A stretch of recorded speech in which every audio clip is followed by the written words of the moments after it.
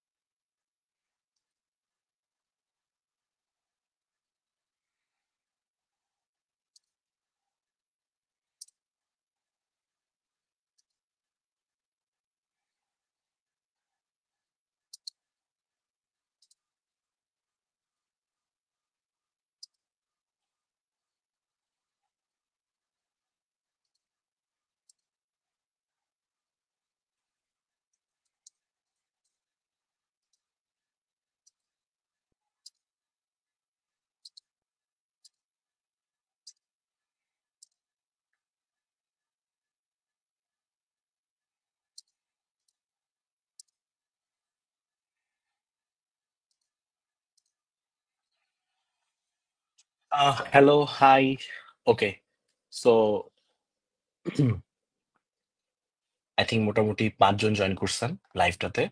So আপনারা সবাই জানেন, বেসিক্যালি হচ্ছে এটা একটা লাইভ সেশন হচ্ছে জিআরই ভার্বাল রিজনিং নিয়ে। সো আমরা মনে হয় আমরা একটু ওয়েট করতে পারি আর একটু কিছুক্ষণ। আর আমাকে একটু কাইন্ডলি কমেন্টে জানান। আমি কমেন্ট জানালে দেখবো যে আপনারা আমাকে ঠিকমতো শুনতে পাচ্ছেন নাকি। জাস্ট আর ২-৩ মিনিট একটু ওয়েট করতে পারি আমরা।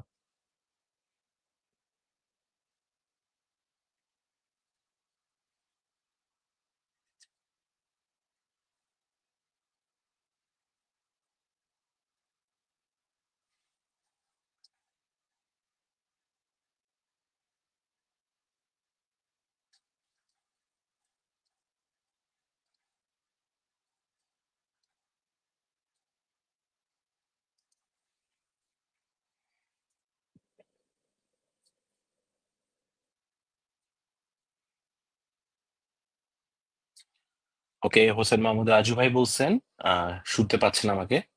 ওকে।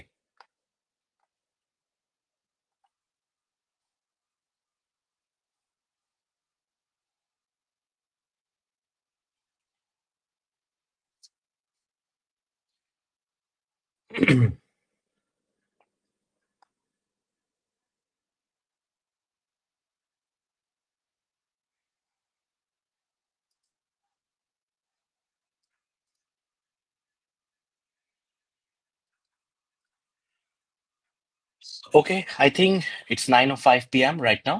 9টা 5 বাজছে বাংলাদেশ সময়। সো আমরা শুরু করতে পারি লাইভটা। সো পিকডিকের ফেসবুক পেজে আপনাদেরকে ওয়েলকাম।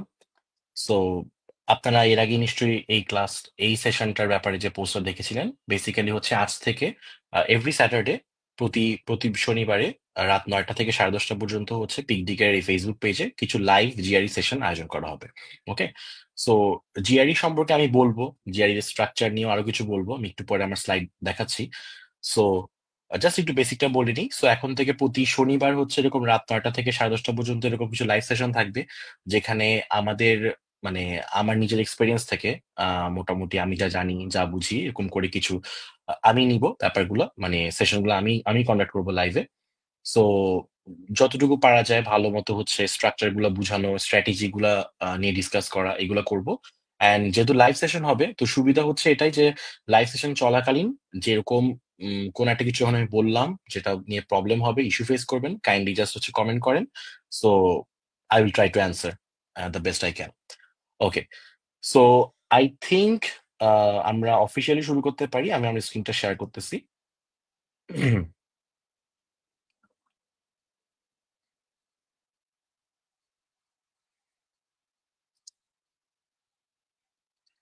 ওকে, সো আমি একটু শুরু করি। সো আজকের সেশনটা বেসিক্যালি হচ্ছে জিআরই ভার্বালকে নিয়ে। তো ভার্বালকে বলার আগে আমি জাস্ট একটু বলতে চাই, হাতে জাস্ট এমনি একটু মুখে বলতে চাই জিনিসটা। তো জিআরই পরীক্ষাটা মানে গ্র্যাজুয়েট রেকর্ড এক্সামিনেশন, যে জিআরই যে পরীক্ষাটা, এইটা বেসিক্যালি আপনারা যেহেতু যারা লাইভ দেখতেছেন তারা অনেকেই জানেন জিআরই কেন।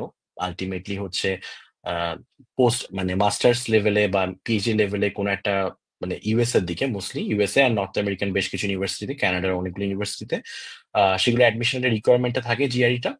সো জিআরইটা যেহেতু গ্র্যাজুয়েট রেকর্ড এক্সামিনেশন, সো এইটার যে স্ট্যান্ডার্ডটা, তো সেটার জন্য মিনিমাম হচ্ছে আপনাকে এমন ভাবে মানে প্রিপারেশনটা মাথায় রাখতে হবে যে আপনি এখন একজন গ্র্যাজুয়েট, তো একজন গ্র্যাজুয়েট হওয়ার পরে আলটিমেটলি আপনার আহ, যে কোয়ান্টিটেটিভ স্কিল বলেন, কোয়ান্টিটিভ মানে ম্যাথ স্কিল বা যে ভার্বাল স্কিল বা যে ইংলিশের স্কিলটা, সেটা যেরকম লেভেলে হচ্ছে থাকা উচিত একজন গ্র্যাজুয়েট মানুষের, সেই লেভেলটাই হচ্ছে জিআরইতে আসে।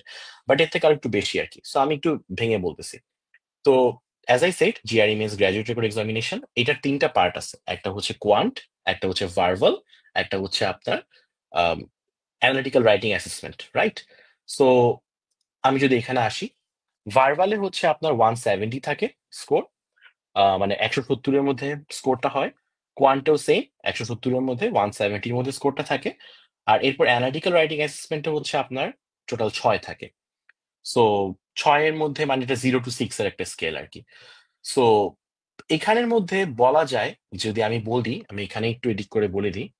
উম, যদি আমি বলি যে, সরি,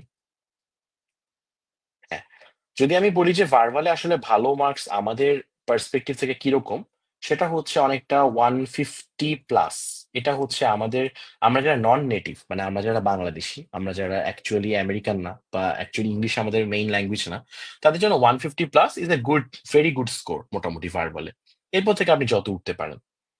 কোয়ান্টের ক্ষেত্রে বেসিক্যালি হচ্ছে যেহেতু এরকম কোনো মানে ব্যারিয়ার নাই যে আমরা বাংলাদেশি বলে আমরা ম্যাথ কম পারবো, ব্যাপারটা এরকম না। বরঞ্চ যেটা হয়, কোয়ান্টে হচ্ছে আপনার এশিয়ানরা, মানে এই যে মানে এশিয়ান সেকশন যারা, মানে চাইনিজ ম্যাথ, মানে ইন্ডিয়ান, আমরা বাংলাদেশি, মানে আমরা সাউথ এশিয়ান যারা, আমরা খুব ভালো করি ম্যাথ ইউজুয়ালি, মানে এটা আমাদের মোটামুটি বেশ ভালো একটা স্কিল। তো যেহেতু এরকম একটা অবস্থা, সো কোয়ান্টে হচ্ছে মোটামুটি আপনি ধরতে পারেন যে 160+ is a very fine score. এরপর আপনি আরো যত উঠতে পারেন। অ্যানালিটিক্যাল রাইটিং এ অ্যানালিটিক্যাল রাইটিং এর ক্ষেত্রে ব্যাপারটা যেটা হয় সেটা হচ্ছে, 6 এর মধ্যে যদি আপনি, অনেকগুলো ইউনিভার্সিটিতে এরকম থাকে, বেশ কিছু ইউনিভার্সিটি থাকে যে একটা কাট থাকে, আপনার কাটটা হচ্ছে এরকম যে আপনাকে 4 পেতে হবে অ্যানালিটিক্যালে, এডাব্লিউ তে। সো 4 না পেলে হচ্ছে অনেক সময় হচ্ছে তাদের আপনার কি বলে ওটাকে, অ্যাডমিশনের মানে বাকি অ্যাপ্লিকেশন গুলাকে অতটা মানে অ্যাপ্লিকেশনের বাকি জিনিসপাতি গুলোকে আপনাকে অতটা গুরুত্ব দিয়ে দেখবে না, সো 4 পেতে হবে। সো এক্ষেত্রে বলা যায় 4, বাট 3.5ও নট ব্যাড, 3.5ও চলে।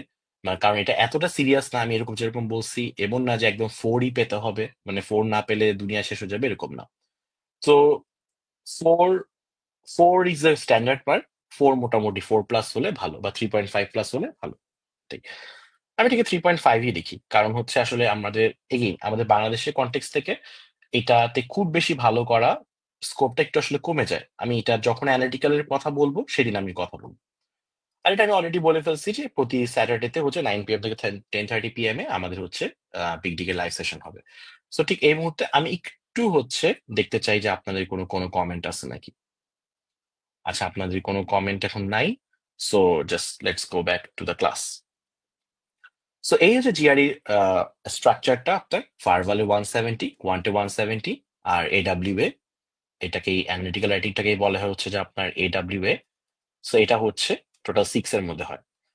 এখন আমি যদি আজকের লেসনে আসি, সেটা হচ্ছে ডিরেক্টলি যদি আমি বলতে চাই আহ জিআরই ভার্বাল, ওকে, সেটা বলার আগে আমার নিজের স্কোর গুলো মনে হয় একটু বলা উচিত। তো এতক্ষণ আই থেকে আমার নিজের একটা পরিচয় দেওয়া উচিত। আমি মোহাম্মদ আয়াজ, আমি হচ্ছে আইবিএ থেকে এমবিএ করেছি, তার আগে আমি Dhaka university biochemistry and molecular biology থেকে অনার্স এন্ড মাস্টার্স করেছি। তো আমি যখন জিআরই দিচ্ছিলাম তখন আমি 325 পাইছিলাম, বাট এরপর নানা ঘটনাতে আমি এখন আর অ্যাপ্লাই ট্যাপ্লাই করা হয়নি আলটিমেটলি। সো বাট এই যে 325-এ আমার স্কোর ছিল এরকম, ভার্বালে আমার স্কোর ছিল 157, আমার কোয়ান্টে স্কোর ছিল 168, জাস্ট দুইটা কম ছিল তার ইয়াতে।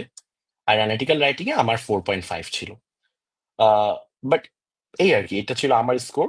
সো আমি আমি 3টা সেকশন আপনাদের নিব, 3টা সেকশনের ব্যাপারে যা যা ক্লাস হবে আমি বলবো, ঠিক আছে?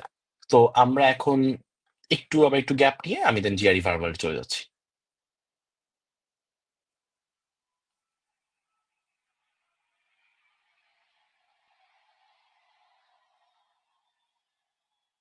মিনওয়েল আপনাদের কোনো কোয়েশ্চেন থাকলে প্লিজ বলেন।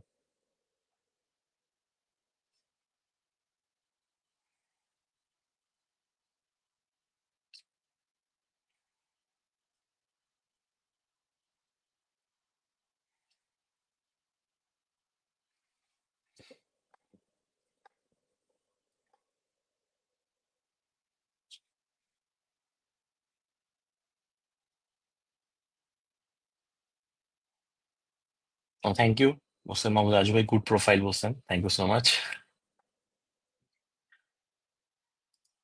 আই হোপ আমি ডেলিভার করতে পারবো আপনাদেরকে এই সেশনগুলোতে।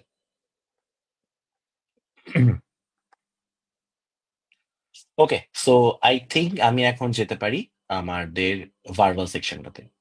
সো আমি আবার চলে আসি। সো ভার্বালের স্ট্রাকচারটা যদি বলি, এখন জিআরইটা মোটামুটি গত বছরের আগ পর্যন্ত জিআরইর স্কোর, মানে স্কোরিং সব ঠিক আছে, জাস্ট স্ট্রাকচারটা একটু চেঞ্জ করছে ওরা। কিরকম চেঞ্জ করছে ওদের, এই যে একটু আগে বললাম, আই হোপ আমার স্ক্রিন দেখতে পাচ্ছেন, এই যে একটু আগে বললাম যে ভার্বালে 170, কোয়ান্টে 170, এই মার্ক গুলো ঠিকই আছে, এই স্কোরিং গুলো স্কোরিং এ আছে। কিন্তু এই ভার্বাল 170 জন্য আগে হচ্ছে আপনার অ্যারাউন্ড 40 কোয়েশ্চেন্স, অ্যারাউন্ড না, টোটাল 40 কোয়েশ্চেন্স অ্যান্সার করতে হতো। সেম কোয়ান্টের জন্য টোটাল 40 কোয়েশ্চেন্স অ্যান্সার করতে হতো। দুইটা সেকশনে ছিল, ভার্বাল ছিল হচ্ছে আপনার 30 মিনিটস করে, কোয়ান্ট হচ্ছে 35 মিনিটস করে, দুইটা সেকশন। যা বলছি এগুলো যদি মনে না থাকে কোনো প্যারা নেই, কারণ এগুলো আগের নিয়ম। নতুন নিয়মের কথা বলি, নতুন নিয়মেও দুইটা সেকশন ভার্বালে। আমি শুধুমাত্র আজকে ভার্বাল নিয়ে কথা বলতেছি, যেদিন কোয়ান্ট নিয়ে কথা বলবো সেদিন কোয়ান্টেরও এইসব ব্রেকডাউন গুলো করে দিব। জিআরই ভার্বাল এখন দুইটা করে সেকশন, আগের মতোই, আগে দুটো সেকশন ছিল, এখনো দুটো সেকশন আছে। ডিফারেন্সটা তাহলে কোন জায়গায়? ডিফারেন্সটা হচ্ছে এইখানে। আর ডিফারেন্সটা হচ্ছে এইখানে, যে এখন প্রতিটা সেকশনের কোয়েশ্চেন হচ্ছে যে 12 কোয়েশ্চেন প্রথম সেকশনে, আর সেকেন্ড কোয়েশ্চেন হচ্ছে 15 কোয়েশ্চেন। তো যেহেতু 12 কোয়েশ্চেন আর এখানে 15 কোয়েশ্চেন, 12 কোয়েশ্চেন টাইম হবে একটু কম, 15 কোয়েশ্চেন টাইম হবে একটু বেশি, স্বাভাবিক ব্যাপার। 12 কোয়েশ্চেন আপনি টাইম পাবেন 18 মিনিটস করে, 15 কোয়েশ্চেন আপনি টাইম পাবেন 23 মিনিটস করে। সো এই টোটাল অ্যারাউন্ড 23 + 18 মিনিটস যেটা হয়, টোটাল 27 কোয়েশ্চেন আপনি পাচ্ছেন। মানে টোটাল এন্টায়ার জিআরই ভার্বালে আপনি 27টা কোয়েশ্চেন পাচ্ছেন, 27টা কোয়েশ্চেন পাচ্ছেন। ওকে, কোয়েশ্চেনের টাইপ নিয়ে একটু পরে কথা বলি, আরো কিছু কথা বলার আছে এখানে। তো আগে এক্সামটা অনেক লেন্দি ছিল, এতটা লেন্দি ছিল যে প্রথম প্রথম মোটামুটি 1.5-2 ঘন্টা পর একটা ব্রেক থাকতো 10 মিনিটের। ওকে, সেই ব্রেকের মধ্যে you could go to washroom and like একটু স্ন্যাক্স বা জুসও খাইতে পারতেন। এখন আলটিমেটলি পুরা এক্সামটা শর্ট করে ফেলাতে একটা সিটিং এ মোটামুটি 2.5 থেকে 2.5 ঘন্টার মধ্যে হয়ে যায়, 2-2.5 ঘন্টার মধ্যে, রাইটিং পার্টটা সহ। মানে ভার্বাল, কোয়ান্ট সবকিছু সহ একটানে হয়ে যাবে। এখানের মধ্যে কোনো ওয়াশরুম ব্রেক নাই, কোনো ব্রেক নাই, কোনো লম্বা ব্রেক নাই। সো এতে যেটা হয়েছে, এটা আলটিমেটলি মানে একরকম ভালো। ভালো যেটা এই ক্ষেত্রে, যে ম্যারাথন যেটা আগে চলতো, যে টানা 3-4 ঘন্টার মতো আপনাকে মনোযোগ ধরে রাখতে হইতো, এখন এটা করতে হবে না। আহ এটা একটা সুবিধা। বাট কিছু ক্ষেত্রে আমার কাছে মনে হয়েছে যে কিছু ক্ষেত্রে হয়তো একটু পার কোয়েশ্চেন টাইম একটু কমছে। সো মানে আপনি খুব দম ফেলার টাইম পাবেন আর কি, আপনাকে কন্টিনিউসলি কোয়েশ্চেনের উপর থাকতে হবে। আর কোয়েশ্চেনের টাইপ গুলো আগে যে তিনটাই ছিল, এখনো সেই তিনটাই আছে। আগে কোন তিনটা ছিল? Text completion, sentence equivalence, are reading comprehension. এগুলো কি জিনিস আমি একটু করে বলতেছি। টেক্সট কমপ্লিশনের সোজা কথা হচ্ছে যে এটা, feel in the blanks. Okay, feel in the blanks বলতে আমরা যেটা বুঝি, একটা সেন্টেন্স আছে যেটা বিভিন্ন, আমরা হয়তো বিভিন্ন বাংলাদেশে অ্যাডমিশন টেস্ট গুলো তো দিয়ে আসছি। কেউ যদি আইবি এর অ্যাডমিশন টেস্ট দেন বা যে কোনো অ্যাডমিশন টেস্ট দিয়ে আসছেন, ডিউ বা যে কোনো ইউনিভার্সিটি, বা আমরা ছোটবেলা থেকে যেরকম ফিল ইন দ্য ব্ল্যাঙ্কস বোর্ডে আসছি, বাট জাস্ট ওইটারই অ্যাডভান্স লেভেল। অ্যাডভান্স লেভেল কিভাবে হয়? সেন্টেন্সটাকে কমপ্লিকেট করে, সেন্টেন্সটাকে জটিল করে, কমপ্লেক্স করে, সেন্টেন্সের মধ্যে ওয়ার্ড গুলোকে আননোন দিয়ে, মার প্যাচটা খুব বেশি দিয়ে, যাতে আপনার বুঝতে প্যারা হয়। That is it. বাট দিন শেষে এটা আসলে একটা feel in the blanks. Sentence equivalence is something very new. এখানে বলতে হচ্ছে আপনাকে, এটা আমরা আরেকটা দিন করব, সরি। সো সেন্টেন্স ইকুইভ্যালেন্স হচ্ছে বেসিক্যালি আপনার, আপনাকে ছোট একটা সেন্টেন্স দেওয়া থাকে, এটাও অনেকটা ফিল ইন দ্য ব্ল্যাঙ্কস টাইপেরই, এটাকেও আপনি ফিল ইন দ্য ব্ল্যাঙ্কস বলতে পারেন। Fill in the blanks, but find two answers. দুইটা অ্যান্সার খুঁজতে হবে আপনাকে 6টা অপশনের মধ্যে, যারা হচ্ছে আপনার একে অপরের ইকুইভ্যালেন্ট। মানে এই ওয়ার্ডটাকে দিলেও সেন্টেন্সের স্ট্রাকচার ঠিক থাকে, আরেকটা ওয়ার্ডকে দিলেও সেন্টেন্সের স্ট্রাকচার ঠিক থাকে। মানে সেন্টেন্সে কোনো মিনিং এ চেঞ্জ হয় না, স্ট্রাকচার না, মানে সেন্টেন্সের মিনিং এ কোনো চেঞ্জ হচ্ছে না, এটাই হচ্ছে সেন্টেন্স ইকুইভ্যালেন্স। সো এটা একটু ডিফারেন্ট। আর রিডিং কম্প্রেনশনও আমরা মোটামুটি ছোটবেলা থেকেই কম বেশি রিডিং কম্প্রেনশন পড়ে আসছি, বাট এগেইন এটা অনেক অ্যাডভান্স লেভেলে, অনেক বেশি অ্যাডভান্স লেভেলে। ওকে, সো এখন কতটা অ্যাডভান্স লেভেল? এতটা অ্যাডভান্স লেভেল যে পরীক্ষার মধ্যে আসলে মাঝে মাঝে কান্নাকাটি করতে মন চায় রিডিং কম্প্রেনশনটার কারণে। হ্যাঁ, সো এটা আমি আসলে বাড়ায় বলি নাই, এটা আসলে ট্রু। সো এই জন্যই আমি একটু আগে যখন বলছিলাম এই জায়গাগুলোতে যে ভার্বালে 170 তে 150 plus is a good score. ঠিক আছে, 150 প্লাস এই জন্য গুড স্কোর কারণ হচ্ছে ধরেন আপনি যদি বাংলা মিডিয়াম ব্যাকগ্রাউন্ড থেকে আসেন অ্যান্ড আপনি ইংলিশে মোটামুটি পড়াশোনা করে আসছেন, তো আহ, মানে এরপরে আপনি যদি মোটামুটি একটু কষ্ট করেন 150 প্লাস পর্যন্ত নিতে পারলেই চলবে, এর বেশি দরকার নেই। ওকে, মানে এর বেশি আসলে আমাদের পক্ষে করাটাও খুব টাফ হয়ে যায়।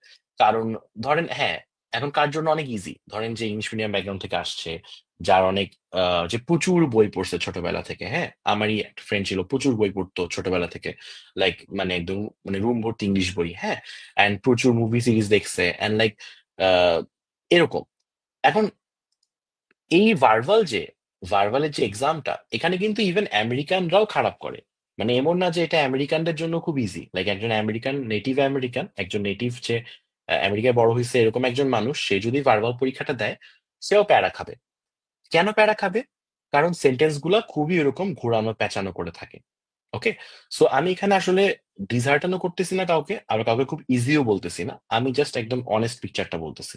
অনেস্ট পিকচারটা হচ্ছে এটা যে আপনার ভার্বাল পার্টটা বেশ ছেড়ে দে মা খেতে বাঁচি টাইপের অবস্থা হবে। বিকজ হচ্ছে ওই রিডিং হ্যাবিটটা না থাকলে ওই কমপ্লিকেশন গুলো ধরা যায় না। তো এখন একজন আমেরিকানও কেন প্যারা খাবে? বিকজ দেখেন, ইংলিশ পারা মানে হচ্ছে ও রেগুলারলি ইংলিশ ইউজ করতেছে, রাইট? রেগুলারলি ও কথা বলতেছে, রেগুলারলি ও সব কাজ করতেছে। বাট এখানের মধ্যে যে ইংলিশ গুলো আসছে সেগুলো হচ্ছে অনেকটা খুবই উচ্চ মার্গীয় ইংলিশ। অনেকটা ধরেন আহ বলতে গেলে আপনার আহ আমেরিকার ধরেন যারা খুবই টপ টপ কলামিস্ট আছে, টপ টপ অথর আছে, হ্যাঁ, একদম টপ কলামিস্ট যারা, যারা নিউ ইয়র্কার বা আটলান্টিক মান্থলি বা নিউ ইয়র্ক টাইমস রেগুলারলি লেখে, এই টাইপের মানুষজন। তো ওই ক্যাটাগরি ইংলিশ কিন্তু আবার সবাই পড়ে না। মানে আমি আমেরিকায় মানুষ মানে এটা না যে আমি হচ্ছে যে মানে একদম আহ, একদম সুশীল সমাজ টাইপের সব পড়াশোনা গুলো করতেছি, রাইট? আলটিমেটলি কি হবে, আমার জন্য কিন্তু ওই ওয়ার্ড গুলো কঠিনই থাকবে। কিছু কমপ্লেক্স ওয়ার্ডস আছে যেগুলো আমেরিকানদের কাছেও কঠিন, যেগুলো বাংলাদেশিদের কাছেও কঠিন। সে হয়তো অ্যাডভান্টেজ পাবে কিছু, বিকজ হচ্ছে যে সে ইংলিশটা ইন জেনারেল পারে। বাট এই জন্য তার কাছে 150 প্লাস পাওয়াটা খুব ইজি, সে 150 নিচে নামবে না। কিন্তু 160 প্লাস পেতে হলে তাকেও জান বের করতে হবে, রাইট? সো এটা আমি বলতেছি, আমরা আবার আমাদের 150 প্লাস পাওয়ার জন্য, যেটা আমাদের ওই কমফোর্টটা নাই যে আমি ছোটবেলা থেকে ইংলিশ শুনে বড় হয়েছি, রাইট? সো আমাকে হচ্ছে ওই কমফোর্টটা, ওই মার্কটার জন্য বেশ কষ্ট করতে হবে, বেশ কষ্ট করে। কি কষ্ট আমি একটু পরে বলতেছি। সো এটা করার পরে তারপরে আমি 150 প্লাস যদি পাই, and that is good enough. কারণ এটুকু নামাটাই টাফ, কারণ অনেকেই যখন প্রথম অ্যাটেম্প দেয় অনেকে 140-র দিকে আটকায় যায় ভার্বালে। আর ভার্বাল নিয়ে আসলে সবার মানে পরিশ্রমটা খুব মানে করা হয় না, কি কারণে জানি, মানে ওই যে একটু ঝামেলা যে এরকম। সো আই থিঙ্ক আমি অনেকক্ষণ বকবক করছি, আমি একটু আবার আমার স্ট্রাকচার এখানে চলে আসতেছি। আমি একটু আবার একটা ব্রেক নিয়ে দেখছি আপনাদের কোনো কমেন্ট আসছে নাকি।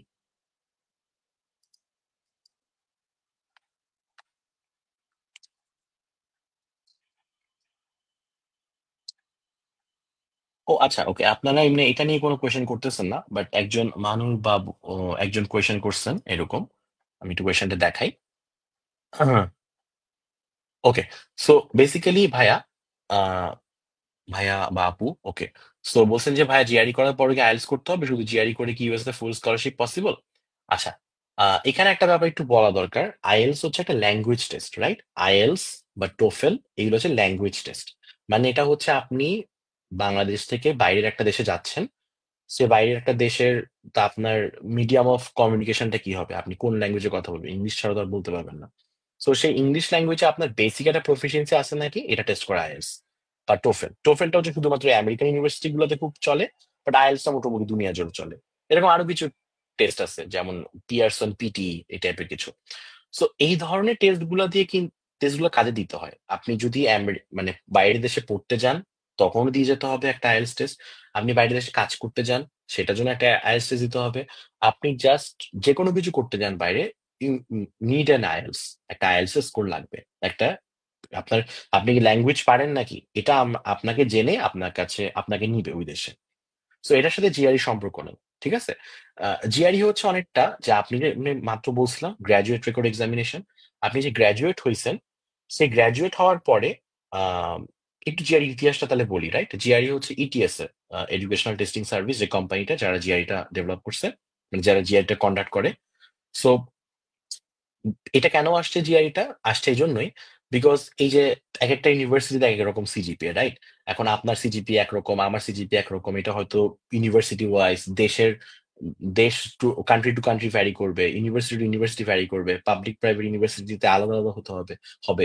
So, এরকম যে সিজিপিএ যে একটা ব্যারিয়ার, সো ওরা যেটা চিন্তা করছে সেটা হচ্ছে যে সিজিপিএ যদি হচ্ছে, সিজিপিএ দিয়ে তো সবাইকে আপনি স্ট্যান্ডার্ড ভাবে মাপতে পারতেছেন না, কারণ একটা ইউনিভার্সিটিতে হয়তো দেখা যাবে যে সিজিপিএ বেশি দেয়, আর একটা ইউনিভার্সিটিতে হয়তো দেখা যাবে সিজিপিএ কম দেয়। সো দেন ওরা চিন্তা করলো তাহলে আমরা we need to have something, একটা ইউনিভার্সাল কিছু যেটা দিয়ে আমরা সবাইকে জাজ করতে পারবো। সো দ্যাট একজন 3.75 ওয়ালা সিজিপিএ আর একজন 3.15 ওয়ালা সিজিপিএ, তাদের মধ্যে তাদের সিজিপিএটা ডিফারেন্ট। আমার কাছে খালি চোখে মনে হচ্ছে 3.75টা ভালো, ভালো ক্যান্ডিডেট। বাট আমি হচ্ছে আমার একটা সিস্টেম ডেভেলপ করব, যে সিস্টেমটা আমি জানি যে মোটামুটি আম, কি বলা যায়, স্ট্যান্ডার্ডাইজড। এই টেস্টগুলোকে যেটা বলে স্ট্যান্ডার্ডাইজ টেস্ট, সো দ্যাট আমি এই স্ট্যান্ডার্ডাইজ টেস্টটা দিয়ে দুজনকে জাজ করতে পারবো, আচ্ছা দুজনের স্কিল লেভেল বা কিরকম। বাট দেন এগেন এটা নিয়েও অনেক পক্ষে বিপক্ষে মত আছে, অনেকে মনে করে যে এটা স্ট্যান্ডার্ডাইজ টেস্ট হিসেবে মানে এটাও একদম, যে একদম আলটিমেট ইয়া সেটা না। So what happens is GRE দিন শেষে আসলে একটা অ্যাডমিশন ক্রাইটেরিয়া, ঠিক আছে। অ্যাডমিশন ক্রাইটেরিয়া মানে ধরেন আপনি ওই একটা অ্যাপ্লিকেশন করবেন একটা ইউনিভার্সিটিতে, সেই ইউনিভার্সিটিতে হচ্ছে আপনাকে বলবে যে আপনার কি কি লাগবে, আপনার মিনিমাম সিজিপি এত হওয়া লাগবে, আপনার জিআরই স্কোর সাবমিট করা লাগবে, আপনার একটা আইএলটিএস বা টোফেল দেওয়া লাগবে, আপনার হচ্ছে এসওপি লাগবে, আপনার এলওআর লাগবে। ও অ্যাবাউট এসওপি, আগামীকালকে আমাদের পিকডিকের পেজে 9 PM to 10:30 PM একজন এসওপি ক্লাস নেবেন, একটা ভাইয়া। উনি রুয়েট থেকে পড়াশোনা করছেন, এখন কানাডাতে আছেন, এরকম মাস্টার্স করছেন। সো ওই ক্লাসটা জয়েন করতে পারে যারা আপনারা interested. So okay, now back to আমার কথা। সো এই যে আপনার জিআরই কিন্তু একটা অ্যাডমিশন ক্রাইটেরিয়া, ওকে। সো অ্যাডমিশন ক্রাইটেরিয়া বলতে কি বুঝাচ্ছি, ওরা জিআরই স্কোরটা দিয়ে আপনাকে দেখবে, আচ্ছা কারো হয়তো সিজিপিএ খারাপ, তো সে হয়তো জিআরই স্কোরটা খুব ভালো করে সেটা দিয়ে হচ্ছে আপনার ওটাকে মিটিগেট করতে পারবে, রাইট? যে আচ্ছা মানে আমার এই জিনিসটা ভালো, এই জিনিসটা খারাপ, আমি একটা জিনিস ভালো দিয়ে মিটিগেট করতেছি, ওকে ঠিক আছে, আমি একটু গুড ক্যান্ডিডেট প্রমাণ করতেছি। সো জিআরই আর আইএলস কিন্তু একই সেক্টরে জিনিস না। আইএলস হচ্ছে, আইএলস বা টোফেল হচ্ছে ল্যাঙ্গুয়েজ টেস্ট, আপনার ল্যাঙ্গুয়েজটা পারেন নাকি সেটা চিন্তা করতেছে। আর জিআরই হচ্ছে আপনার, জিআরই বা জিম্যাট বা এসএটি এই ধরনের এক্সাম গুলো হচ্ছে আপনার অ্যাপটিটিউড টেস্ট করতেছে, আপনার স্ট্যান্ডার্ডাইজ টেস্ট দিয়ে আপনাকে দেখতেছে আপনার কোয়ান্ট স্কিল কেমন, আপনার ভার্বাল স্কিল কেমন, আপনার অ্যানালিটিক্যাল রাইটিং এর স্কিলটা কেমন। ফাইনাল একটা কথা এখানে বলতে চাই, তারপরে আমি আমার সেশন আবার ব্যাক করতেছি।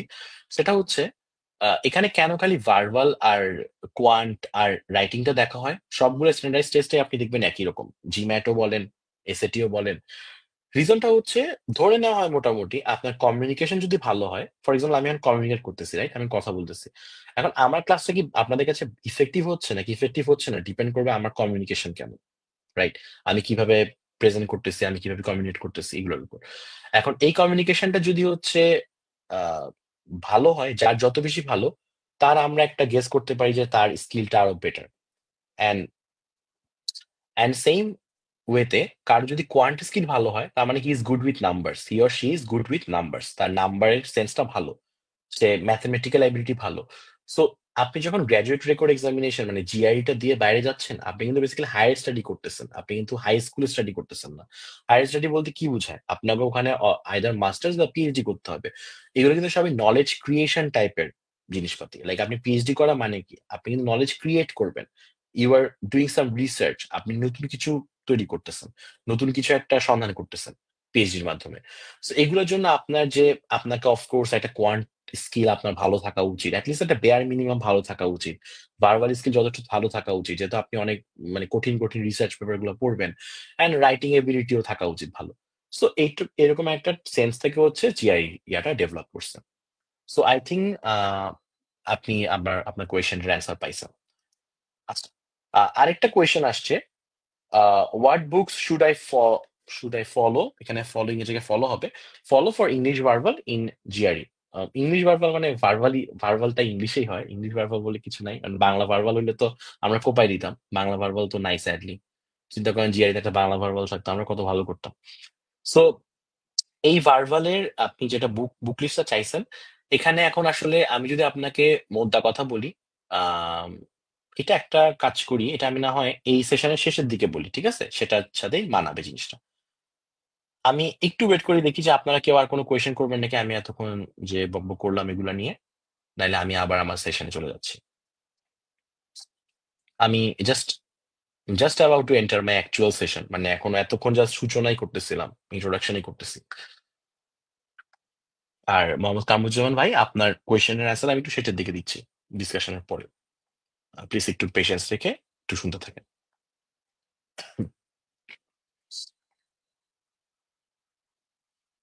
ওকে, আই থিঙ্ক আমি আমার নেক্সট স্লাইডে চলে যেতে পারি। সো আমি এখন যেখানে এটা বলতেছিলাম জিআরই ভার্বাল স্ট্রাকচার নিয়ে অনেক কিছু, যে আপনার ভার্বাল স্ট্রাকচার নিয়ে বলতেছিলাম, যে এখানে দুটা সেকশন থাকে, একটু রিভিউ করি। সেকশন 1-এ 12টা কোয়েশ্চেন 18 মিনিটস, সেকশন 2-তে 15 কোয়েশ্চেন 23 মিনিটস। আর কোয়েশ্চেন টাইপ গুলো বললাম, text completion which is basically filling the blanks but advance লেভেলে। সেন্টেন্স ইকুইভ্যালেন্স, এটাও এক ধরনের ফিলিং দ্য ব্ল্যাঙ্কস, বাট আপনাকে দুইটা পসিবল ওয়ার্ড খুঁজতে হবে। হ্যাঁ। আর রিডিং কম্প্রেনশনটা হচ্ছে খুবই অ্যাডভান্স লেভেলের, মানে খুবই অ্যাডভান্স, মানে খুবই অ্যাডভান্স লেভেলের রিডিং কম্প্রেনশন। তো যেটার জন্য আপনার প্রচুর রিডিং হ্যাবিট লাগবে, আমি একটু পরে বলতেছি জিনিসপাতি। তো এখানে একটা জিনিস মোটা দাগে বোঝা যাচ্ছে। সো টেক্সট কমপ্লিশন যেহেতু আপনার এরকম, যে এটা যেহেতু ফিলিং দ্য ব্ল্যাঙ্কস, তো বোঝা যাচ্ছে এইটা ভালো করার জন্য আপনার লাগবে ভোকাবুলারি। ভোকাবুলারি ভালো হওয়া লাগবে। আপনার ভোকাবুলারি যত বেশি ভালো, তত আপনি অ্যাডভান্টেজ পাবেন। বাট আমি না এরকম কোনো কথা আপনাদেরকে বলতে পারবো না যে ভোকাবুলারি, মানে আছে না যে 300টা ওয়ার্ড, 500টা ওয়ার্ড, 1000টা ওয়ার্ড, এগুলো সব লিস্ট আর কি। হ্যাঁ, লিস্ট করে করে মানুষ বানাইছে লিস্ট গুলা, যে এই লিস্টটা পড়লে মোটামুটি আপনি মোরললেস অনেক ওয়ার্ড কভার করতে পারবেন। এরকম অনেক ওয়ার্ড লিস্ট আছে, মানে আল্লাহ দুনিয়ায় এরকম বহুত ওয়ার্ড লিস্ট আছে। আপনারা জাস্ট খুঁজলে দেখবেন যে ম্যানহাটন, ম্যাগুস, ব্যারোসে 333, মেজর টেস্ট নামে একটা একটা ওয়েবসাইট আছে, ওখানে কিছু 1500 ওয়ার্ড আছে।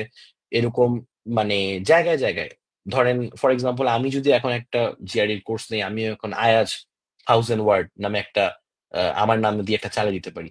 তো এই ওয়ার্ড লিস্টটা কখনোই আপনাকে ভোকাবুলারিটাকে এনশিওর করে না যে আপনি একটা ওয়ার্ড লিস্ট পড়ে ফেলছেন মানে আপনি তাবৎ ভোকাবুলারি শেষ করে ফেলছেন, ব্যাপারটা এরকম না। ওকে। সো দিন শেষে আপনাকে যেটা করতে হবে, ভোকাবুলারিটা লিস্ট ধরে একটা পড়ে আপনি জাস্ট একটা আইডিয়া পাবেন, কিন্তু দিন শেষে আপনাকে অ্যাকচুয়ালি ওয়ার্ড গুলাকে ফিল করতে হবে, মানে রিয়েলাইজ করতে হবে যে একটা ওয়ার্ড আপনি পড়তেছেন, এই ওয়ার্ডটা হচ্ছে আপনি পারেন, মানে নট জাস্ট মুখস্থ করা বা নট জাস্ট লিস্ট ধরে পড়া, অ্যাকচুয়ালি ওয়ার্ডটার ইউজেজ আপনাকে পারতে হবে। সো এটার জন্য বেসিক একটা ইয়া যেটা হইতে পারে সেটা হচ্ছে আপনি, যে সেটা সবাই বলে, ডেইলি স্টার পড়া বা আলটিমেট নিউজ পেপার পড়া। তো আমি অলওয়েজ পড়তাম, আমি নিজে জিআরই প্রেপের সময়, আমি ওই সময় at the same time IB আর এমবিএর প্রিপারেশন নিছি, ওই সময় রেগুলার ডেইলি স্টার পড়তাম। আমি এখনো ডেইলি স্টার পড়ি রেগুলারলি, মানে আমার বাসায় থাকে, পড়ি আর না পড়ি অলওয়েজ থাকে, একটু আইদা চোখ বুলাই না তো একটু ভালো মতো পড়ি। সো যেটা করবেন সেটা হচ্ছে ওটা যখন পড়তে যান তখন যে ওয়ার্ডটাই নতুন পাচ্ছেন ওই ওয়ার্ডটা শিখে নিতে হবে। আমি ভোকাবুলারি নিয়ে ডিটেলস অন্য একটা সেকশনে আলাদা করে বলবো, বাট আপাতত এটা আমি জাস্ট বুঝাতে চাই, মানে আমার অনেক কথা বলার আছে আর কি এখানে। হ্যাঁ, আমি জাস্ট এরকম একটা সেশনে আসলে সব কথা বলা যাবে না, সো অনেক টাইম দিতে হবে আমাকে। এই ভোকাবুলারি সেশনটা আমি জাস্ট এখানে এটুকু বোঝাতে চাচ্ছি, টেক্সট কম্পিটিশন কোয়েশ্চেন গুলো হচ্ছে ভোকাবুলারির উপর বেস করা। দ্যাট মিনস আপনার ভোকাবুলারি যত ভালো হবে, তত আপনি এই সেকশনের জন্য ভালো করবেন। Same goes for sentence equivalence, দেখতেই পাচ্ছেন এখানে বাট ফাইন্ড টু অ্যান্সার্স, এই অ্যান্সার গুলো আসলে টু ওয়ার্ডস আর কি। হ্যাঁ, দুইটা ওয়ার্ডস থাকে, দুইটা ওয়ার্ডস থাকে বা ওয়ার্ডের ফ্রেজ থাকে, এটাও হচ্ছে যে আপনার ভোকাবুলারি বেসড। ওকে। সো সেন্টেন্স ইকুইভ্যালেন্স আপনার ভোকাবুলারি বেসড, দ্যাট মিনস আপনি ভোকাবুলারি উপর ভালো থাকলে আপনি এই দুইটা সেকশনে যে কতগুলো মার্ক আছে অ্যারাউন্ড 50% মতো হয়, রাইট? এই দুইটা সেকশনের মার্কগুলো আপনি ক্যারি নিয়ে ফেলতে পারবেন। এখন আমি আপনাদেরকে বাঙালি টেকনিকটাই বলি, যে আমরা যারা, যেমন আমি বলছিলাম একটু আগে যে আমাদের রিডিং কম্প্রেশনের অবস্থা বেশ খারাপ, এটা খুবই অ্যাডভান্স লেভেলে, এটা খুবই কান্নাকাটি মার্কা একটা অবস্থা হয়। হ্যাঁ, অ্যান্ড এই অবস্থাতে আসলে এইটাতে করে খুব মার্কস তোলাটা ডিফিকাল্ট। সো আমার স্ট্র্যাটেজি, আমি যখন মক টক দিছি, মক টেস্ট গুলো দেওয়ার সময় আমি মোটামুটি ওভার দ্য টাইম এটাই যেটা স্ট্র্যাটেজি বানাইছিলাম সেরকমই করছি আলটিমেটলি। এবং মোরালে যাদের ভালো স্কোর থাকে তারা এইরকম গাইডলাইনে এরকম ইয়াতেই যায়, স্ট্র্যাটেজিতেই, যে আপনাকে ভোকাবুলারিটা ভালো করতে হবে। কারণ এগুলা, আপনি ধরেন খুব ভালো রিডিং পারেন না, বাট আপনি মোটামুটি ভালো ওয়ার্ড পারেন, তো আপনি অবজেক্টিভ টাইপের কোয়েশ্চেন যেগুলো টেক্সট কম্পিটিশন, সেন্টেন্স ইকুইভ্যালেন্স, যেগুলো আপনার ভোকাবুলারি, এগুলো আপনি হচ্ছে পেরে যাবেন। এখন এগুলার মার্ক হচ্ছে অ্যারাউন্ড 50%। দ্যাট মিনস টোটাল কয়টা কোয়েশ্চেন মনে আছে? 12টা, 15টা, টোটাল কয়টা কোয়েশ্চেন? 27টা কোয়েশ্চেন। এই 27টা কোয়েশ্চেনের মধ্যে অ্যারাউন্ড 50% মতো আপনার ভোক্যাব থেকে আসতেছে, মানে টেস্ট কম্পিটিশন বা সেন্টেন্স ইকুইভ্যালেন্স থেকে আসতেছে। ওকে, এই 50% যদি আপনি নিয়ে আসতে পারেন, ফুললি আনলেন, তাহলে আপনার স্কোর মনে 150+-এর কাছাকাছি চলে যাচ্ছে। বাট আমি ফুললি দরকার নেই, আমি জানি যে আপনি ফুললি নিতে পারবেন না, ফুললি আনা দরকারও নেই। আপনি এখান থেকে অ্যারাউন্ড 80% বা 75%-এর মতো টার্গেট করেন, যে ভোকাবুলারি বেস কোয়েশ্চেনের মধ্যে অ্যাটলিস্ট 70-80% টার্গেট করতেছেন। এতটুকু যখন টার্গেট করতে পারবেন, তখন ইভেনচুয়ালি কি হবে, রিডিং কম্প্রেhensionটাতে আপনার উপর চাপটা কম পড়বে। আপনি তখন পারছেন, পারছেন, পারেন নাই, পারেন নাই। যেটা পারতেছেন না, আন্দাজে একটা দাগায় দিবেন। ও জিআরইর মজার ব্যাপার হচ্ছে এখানে নেগেটিভ মার্কিং নাই, এবং এটা অলওয়েজ রেকমেন্ডেড, যদি কিছু নাও পারেন একটা অপশন দাগাই দিবেন, ঠিক আছে? সো কারণ লাক ফেভার করে আপনার 2-3 স্কোর বাড়তে পারে। এটা জাস্ট এক্সাম স্ট্র্যাটেজি, এটা দেন, এটা না করে আসতে পারবেন, এটা করলে আপনি, মানে এটা না করলে আপনি ধরা খাবেন আর কি, আপনি যদি হচ্ছে এখানে চান্সটা না নেন, কারণ 2-1টা স্কোর আপনার জন্য বেটার। হ্যাঁ, হতেই পারে আমার যে 157 ভার্বাল স্কোর, হয়তো আমার 154 বা 155 আসতো আমি যদি কিছু আন্দাজে না দাগাতাম। সো ওটা হয়তো 157 আসছে এই কারণে, রাইট? সো এই হচ্ছে ব্যাপার। এখন আহ এটাই বললাম। সো আমাদের মেইন ফোকাসটা থাকবে হচ্ছে ভোকাবুলারির দিকে, এবং এটাই হচ্ছে যে লজিক্যাল আর কি। But at the same time reading নিয়েও আসতে হবে। কেন? কারণ এটা আগের জিআরই না, মানে আগের আমলে, মানে 90s এর দিকে, মানে একদম 2010-এরও আগে যে জিআইটা ছিল, যে স্ট্রাকচারটা ছিল, তখন ব্যাপারটা ছিল এরকম যে আপনাকে জাস্ট সিম্পল একটা ওয়ার্ড দিয়ে জিজ্ঞেস করতো, এটার মিনিং কি, এটার সিনোনিমস কি, এটার অ্যান্টোনিমস কি, এই ধরনের জিনিসপাতিগুলো আসতো আর কি জিআইতে, খুবই ইয়া আর কি। তো এটাতে করে তো আলটিমেটলি আপনি জাস্ট ওয়ার্ডটা মুখস্থ থাকলে পারতেছেন, কিন্তু ওয়ার্ডটা অ্যাকচুয়ালি সেন্টেন্সে ইউজ কিভাবে হচ্ছে সেটা কি আপনি বুঝতে পারতেছেন? আপনি তো বুঝতে পারতেছেন না, রাইট? সো এইটার জন্য নতুন যে, মানে এখন যে জিআরই স্ট্রাকচার, নতুন বলাও ঠিক না, 2010-এর পর থেকে এটাই চলতেছে। আহ, এই যে জিআরইর এখন যে স্ট্রাকচারটা, টেক্সট কম্পিটিশন কোয়েশ্চেন, আমি একটু পরে 3টা টেক্সট কম্পিটিশন কোয়েশ্চেন দেখাবো আপনাদেরকে, মানে এইটা ক্যাটাগরি 3টা কোয়েশ্চেন আমি দেখাবো, এটা দেখায় আমাদের ক্লাস শেষ হবে। তো এইগুলো যখন দেখবেন, করবেন, তখন দেখবেন যে এখানে আপনি just just knowing the words is not enough. মানে আপনি জাস্ট জানেন ওয়ার্ডটা, দেন ওয়ার্ডটা জানলেই খালি হবে না, আপনাকে সেন্টেন্সটা বুঝতে হবে, সেন্টেন্সের মার প্যাচ আছে। এন্ড আমি আজকে এটা নিয়ে অনেক টাইম দিব। লাইক আমাদের মোস্টলি, মানে এটা বাংলাদেশি সমস্যা আর কি, আসলে একটু, মানে আমাদের আসলে ছোটবেলা থেকে ইংলিশটা আসলে এভাবে করে কেমন জানি হয়েছে যে মানুষ ফ্রি হ্যান্ড লিখতেও খুব প্যারা খায় ফর সাম রিজন। তারপরে এই যে একটা সেন্টেন্স পড়লে কোনটা আসলে মানে কি বলে যাচ্ছে সেন্টেন্সে, ওটা ধরাটাই খুব টাফ হয়ে যায়। সেখানে জিআরই লেভেলের ইংলিশটা, যেটা একটু বেশ কমপ্লিকেটেড সেন্টেন্স থাকে, ইজি সেন্টেন্স গুলো বাদ দিয়ে যখন কমপ্লিকেটেড সেন্টেন্স চলে আসে, তখনই দেখা যায় সাবজেক্টটা খুঁজা, ভার্বটা খুঁজা একটা ঝামেলার ব্যাপার হয়ে যায়।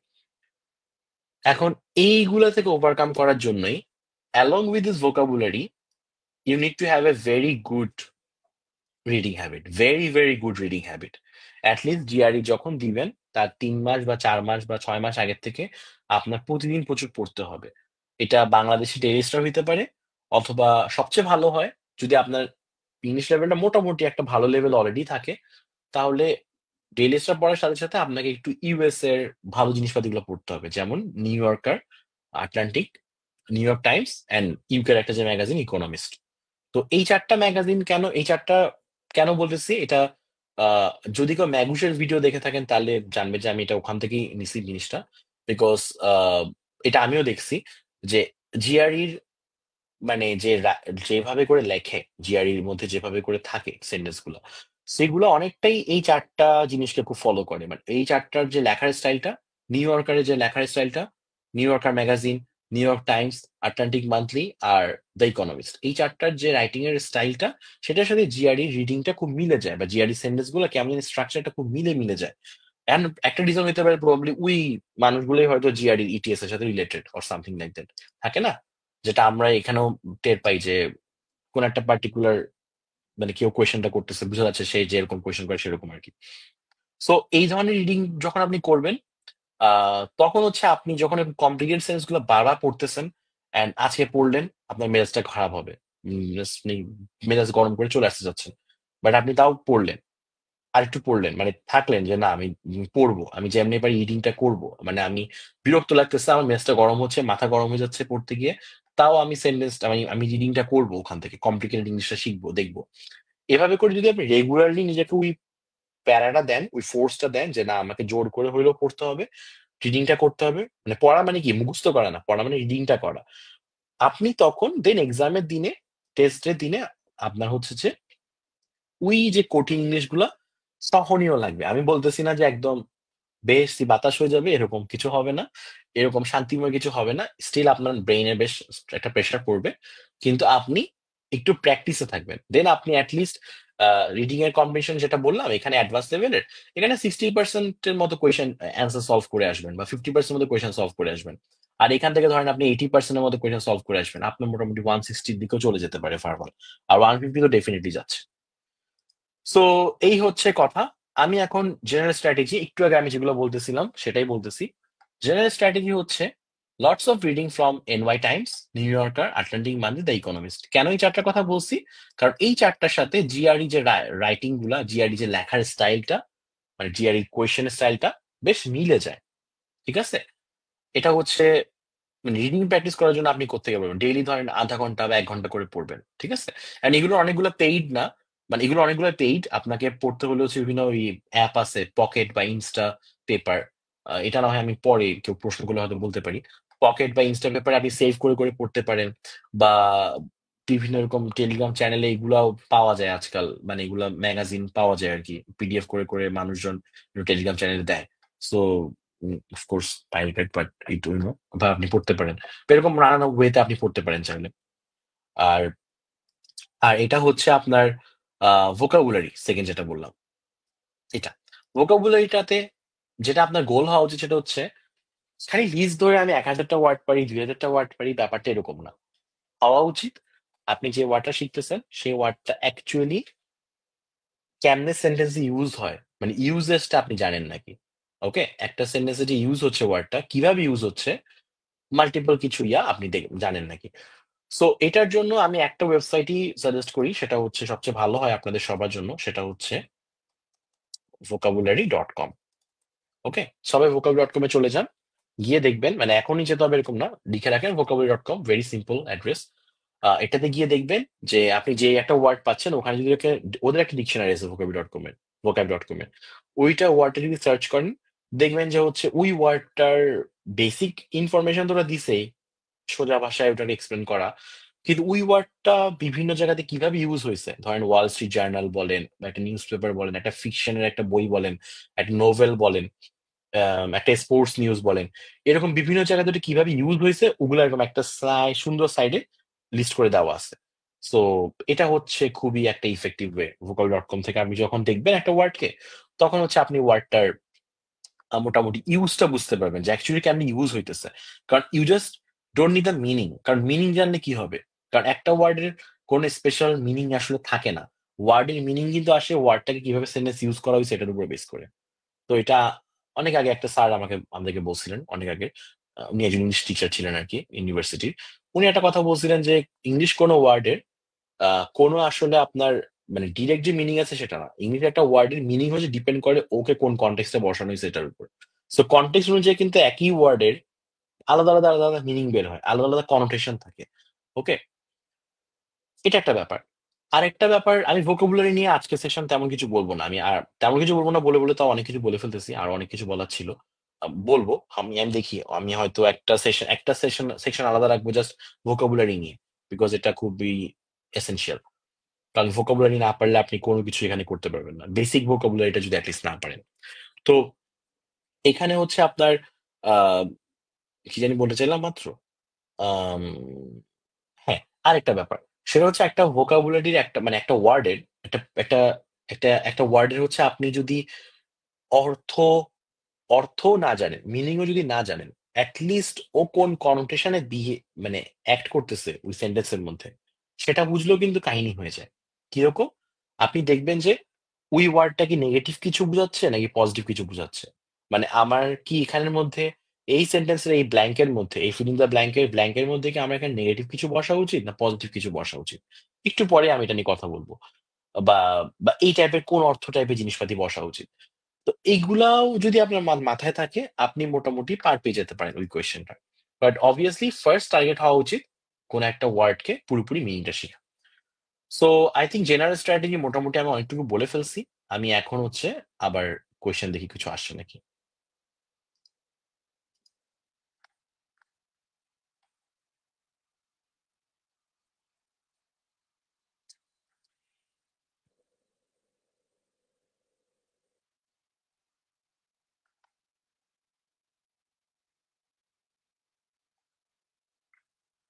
আচ্ছা। সো এখানে একজন কোয়েশ্চেন করছেন হচ্ছে ভার্বাল সেকশনে কত স্কোর পেলে স্কলারশিপ পাবো? সো স্কলারশিপটা আসলে আপনার এভাবে করেও মানে এভাবে করে বলা যায় না। বাট মোর অর লেস হচ্ছে 150 plus is a good score. আমি যেটা একটু আগে বলছিলাম যে 150 plus is a very good score. যে আপনি যদি মোটামুটি 150 দিকে চলে যান ভার্বালে তাহলে হচ্ছে। এখন ওভারঅল স্কোরের একটা ব্যাপার আছে। এখন কিছু যেমন যারা ইঞ্জিনিয়ারিং ব্যাকগ্রাউন্ডের বা যারা বিজনেস ব্যাকগ্রাউন্ডের তাদের ক্ষেত্রে অনেক ক্ষেত্রে আপনার ওই কোয়ান্টের স্কোরটা দেখে যে কোয়ান্টের স্কোরটা এটলিস্ট এত নিচে নামলে মানে একটা মিনিমাম যত স্কোর থাকা উচিত। ওই স্কোরের নিচে নামলে হচ্ছে যে আপনার অনেক সময় স্কলারশিপ দিতে চায় না।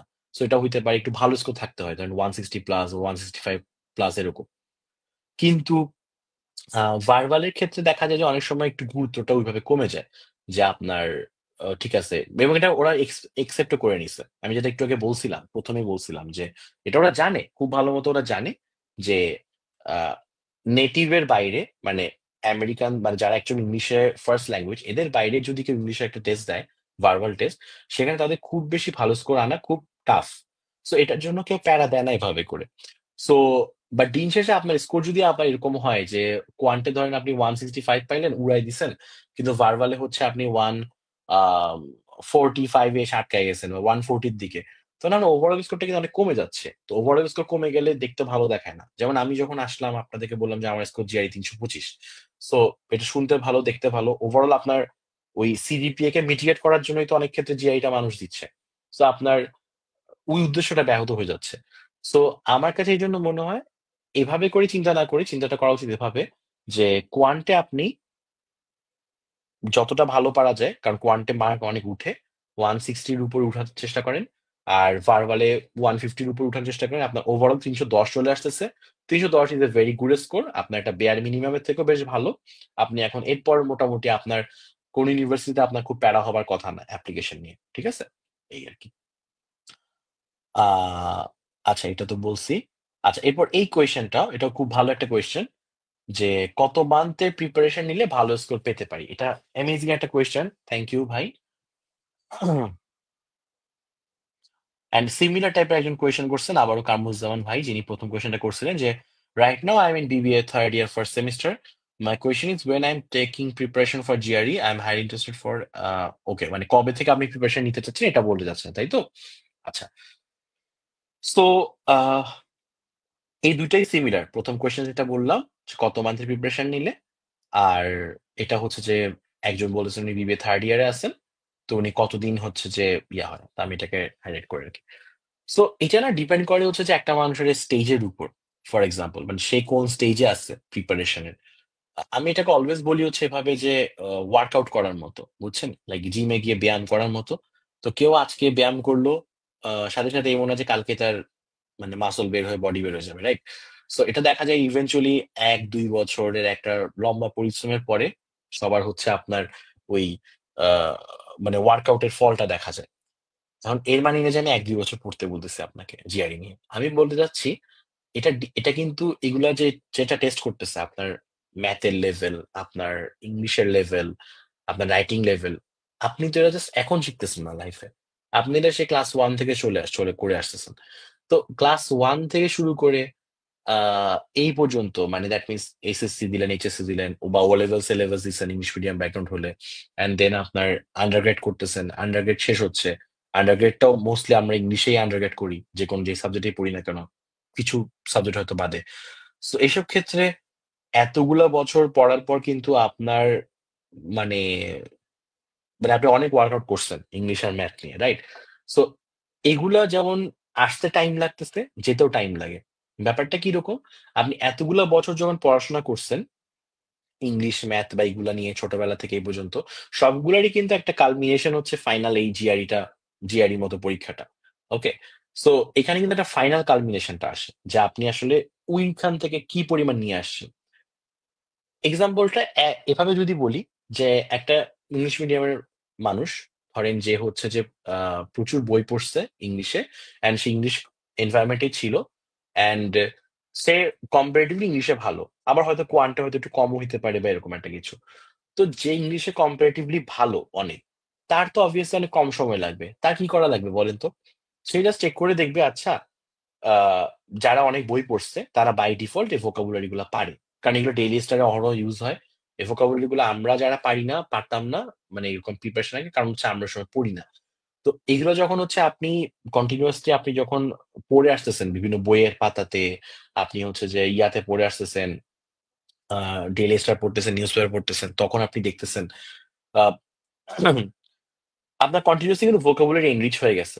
এন্ড ওয়ার্কআউটের কথা এই জন্য বললাম, ওয়ার্কআউট যখন কেউ করতেছে টানা করে করে করে তার যখন এরকম মাসল বেড়ে গেছে, মানে সে খুব ভালো বডি ফিট, তো সে যদি এরপর 1-2 মাস ওয়ার্কআউট না করে এর মানে এই না যে তার মাসল চুপসায় যাবে বা তার বডি নষ্ট হয়ে যাবে একদম 1-2 মাস ওয়ার্কআউট সে করতে পারেনি।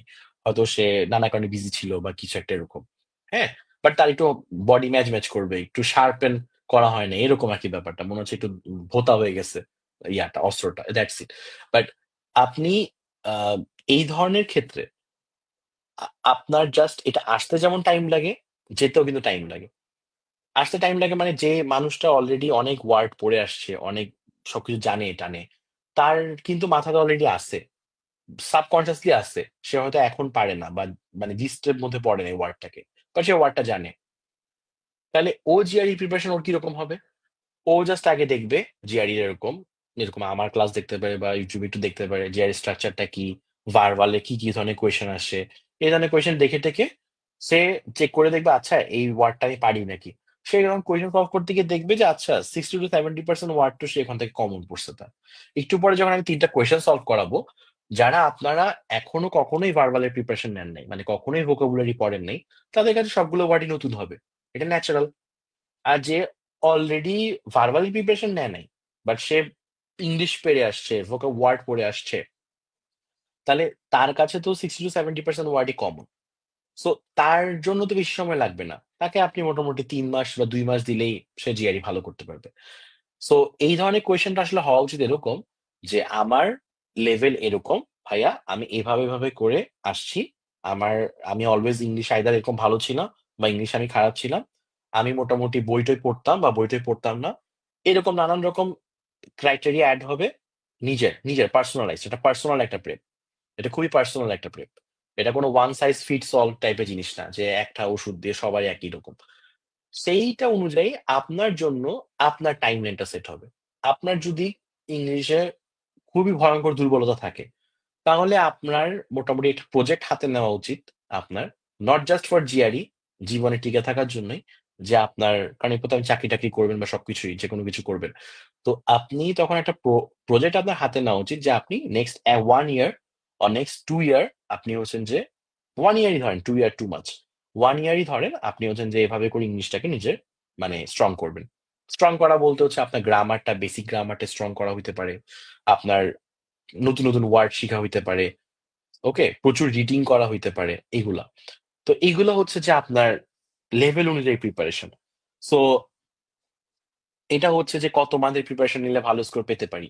সো ভালো স্কোর যদি আপনার 150+ হয় এন্ড আপনার যদি মোটামুটি একটা ভালো লেভেল থাকে, আপনি মোটামুটি ভালো করে আসছেন অলওয়েজ ইংলিশে, আপনি 6 মান্থস ধরেন, 6 মান্থস, ওকে। আর যদি হচ্ছে 6 মান্থস করছেন যাতে করে আপনার একটু প্রেশারটা কম হয়, আর যদি আপনার খুবই বাজে অবস্থা হয় দেন 1 ইয়ার। আর যদি আপনি খুবই এক্সেপশনালি ভালো থাকেন অলরেডি আগে থেকে ইংলিশে, দেন আপনার আসলে তেমন পড়ারও কিছু থাকবে না। আপনি জাস্ট হচ্ছে জিআরই স্ট্রাকচার গুলো বুঝেন, কোয়েশ্চেন সলভিং স্ট্র্যাটেজি গুলো বুঝেন। যেমন এখানে দুইটা জিনিস আছে, একটা হচ্ছে ইংলিশের স্কিলটা কার কত ভালো, 2 নাম্বার হচ্ছে তার ইংলিশ স্কিল ভালো, এরপর কোয়েশ্চেন সলভিং এর স্ট্র্যাটেজি আছে, একটু পর আমি যখন টেস্ট কম্পিটিশন দেখাবো তখন বুঝবেন। তো তখন তো একরকম। সো এটা হচ্ছে যে প্রথম কোয়েশ্চেনটা।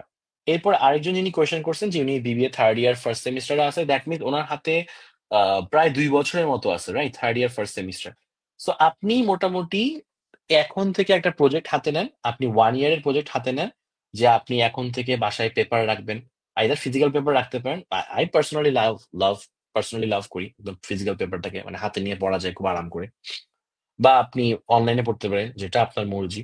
এরকম করে হচ্ছে আপনি আহ ডেইলি ডেইলি স্টারটা পড়েন বা বিজনেস স্ট্যান্ডার্ডটা পড়েন। এই দুটাই বেশ ভালো নিউজ পেপার চলতেছে এখন, ভালোই আছে বেশ প্রেজেন্টেশন ওয়াইজ। এই দুটো আপনি পড়তে থাকেন রেগুলারলি, ডেইলি। আহ এগুলো পড়েন, তারপর হচ্ছে যে আপনি ভোকাবুলারি ডেভেলপ করেন।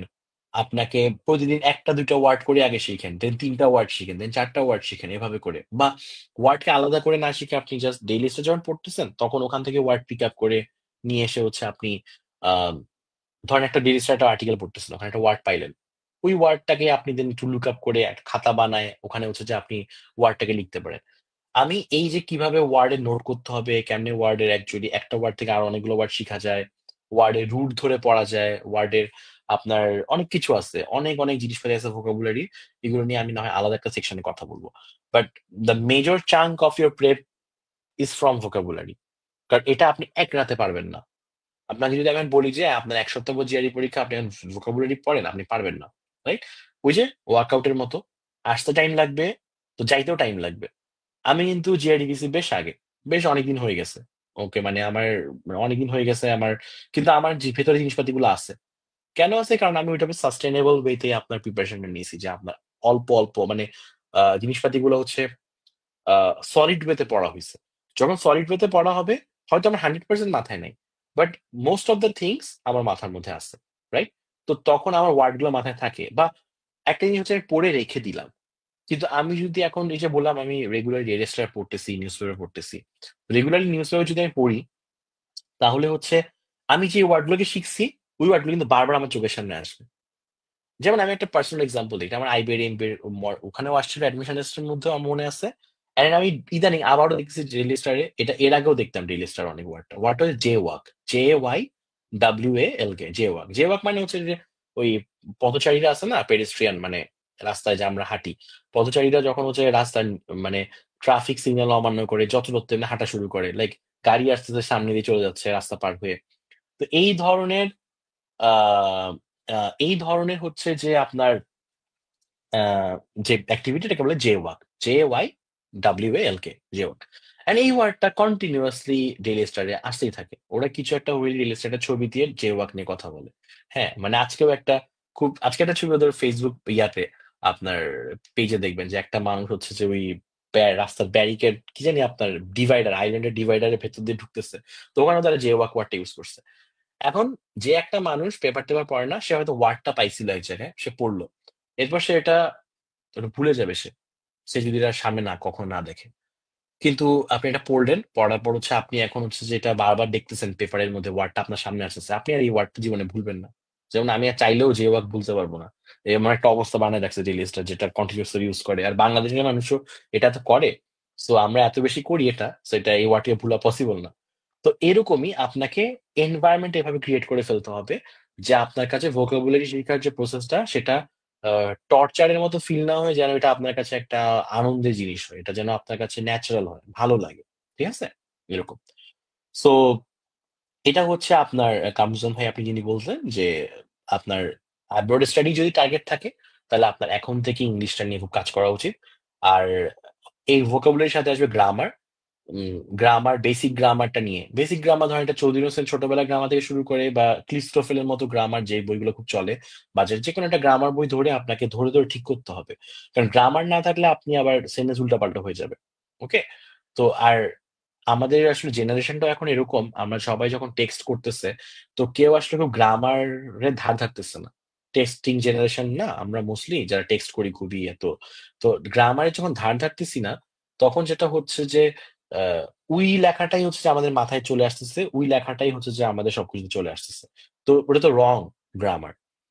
এখন ChatGPT র কারণে কিছু ক্ষেত্রে হয়তো আমরা সুবিধা পাচ্ছি। ধরেন এখন এটাও ধরেন যারা নিজেদেরকে ডেভেলপ করতে চায় তারা পারবে। তারা হচ্ছে যে আ ধরে ধরে চ্যাট জিপিটির সাথে একটু ক্রস চেক করে দেখবে, আচ্ছা আমি এটা লিখছি, এটা কি ঠিক আছে নাকি। ওকে, এটাকে আপনি করতে পারেন, যে কোনো একটা গ্রামার আপনি এভাবে করে কারেক্ট করতে পারেন। মানে আপনার কাছে সেন্টেন্স একটা মনে হইলো লিখলেন, এই লেখার পর আপনি এটাকে চ্যাট জিপিটি দিয়ে দিয়ে বলেন যে is there any wrong in the sentence. Simple ব্যাপার, আপনি এভাবে করে শিখেন। ভাই, সবকিছু আপনার সামনে আছে, একদম ফ্রি রিসোর্সই আপনার সব সামনে আছে নিজেকে ডেভেলপ করার জন্য। সো আপনি জাস্ট ইউজ করেন। ওকে। আর ও, থ্যাংক ইউ। মালিহা বলছে well explain, thank you so much Maliha. Okay. So I think আমরা আবার আমার একটু পানি খাই সেকেন্ডের জন্য।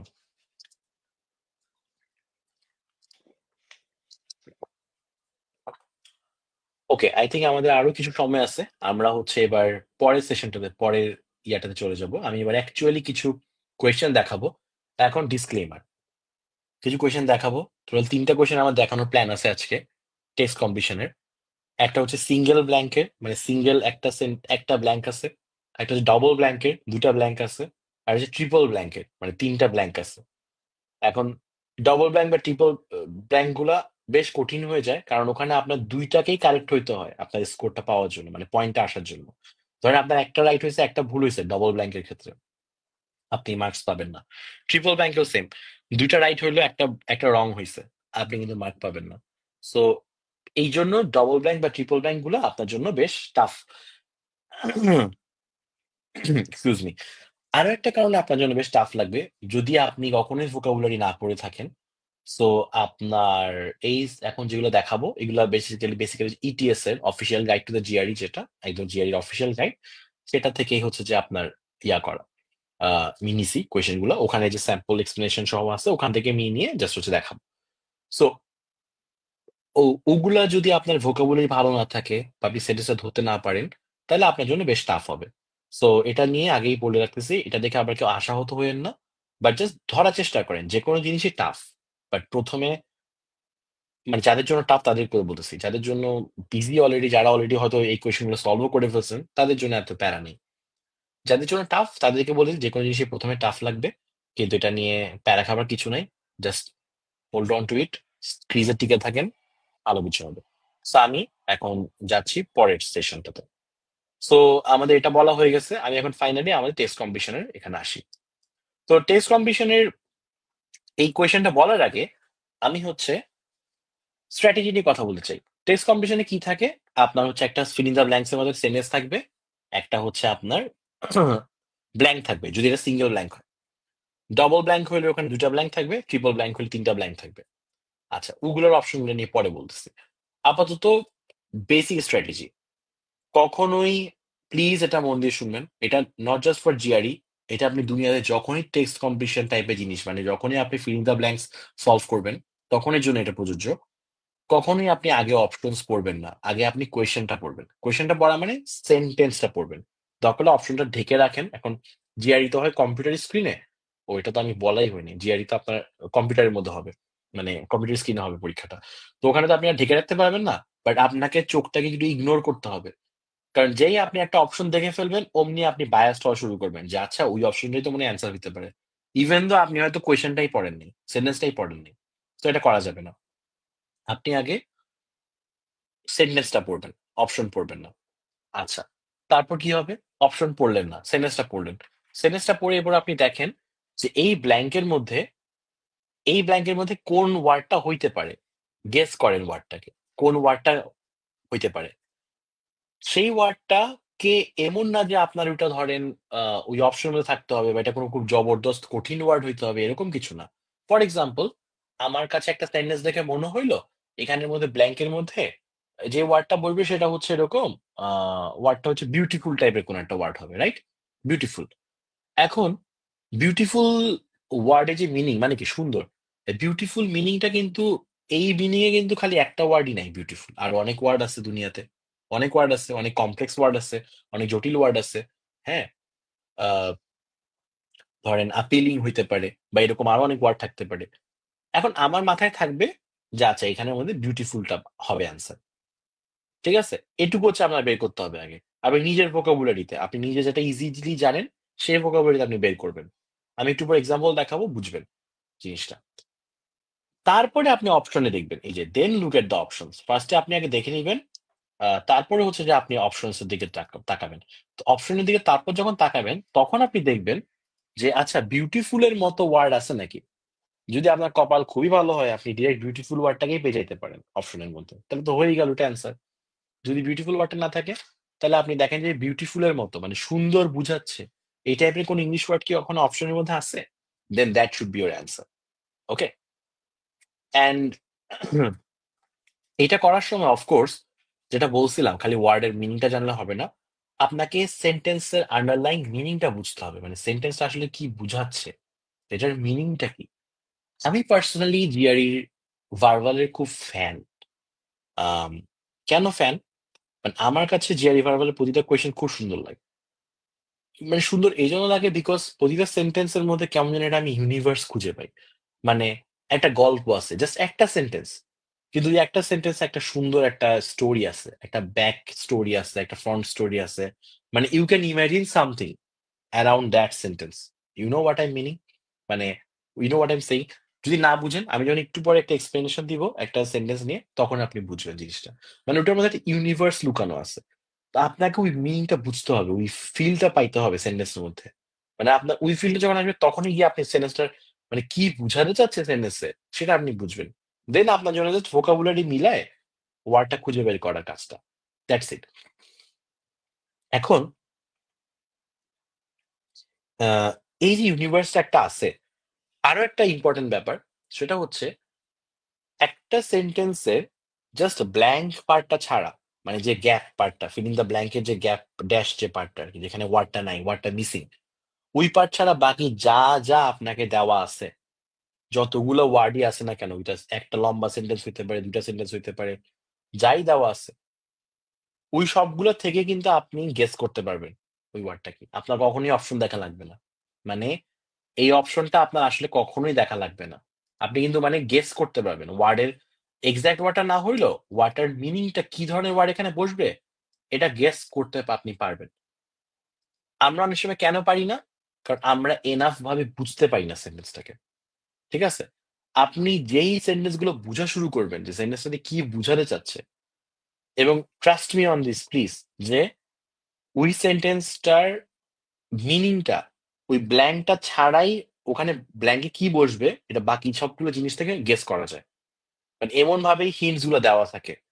অনেক সময় জাস্ট আমরা চোখের সামনে থেকে হিন্টসটা দেখি না। It's like solving A puzzle. বুঝছেন? এর ব্যাপারটা অনেকটা আপনার একটা একটা মানে পাজল সলভ করার মতো। জাস্ট আপনি একটা পাজল সলভ করতেছেন এরকম। সো আমি এটুকু অনেক কথা বললাম, আমি একটু আবার একটা গ্যাপ দিয়ে যাচ্ছি।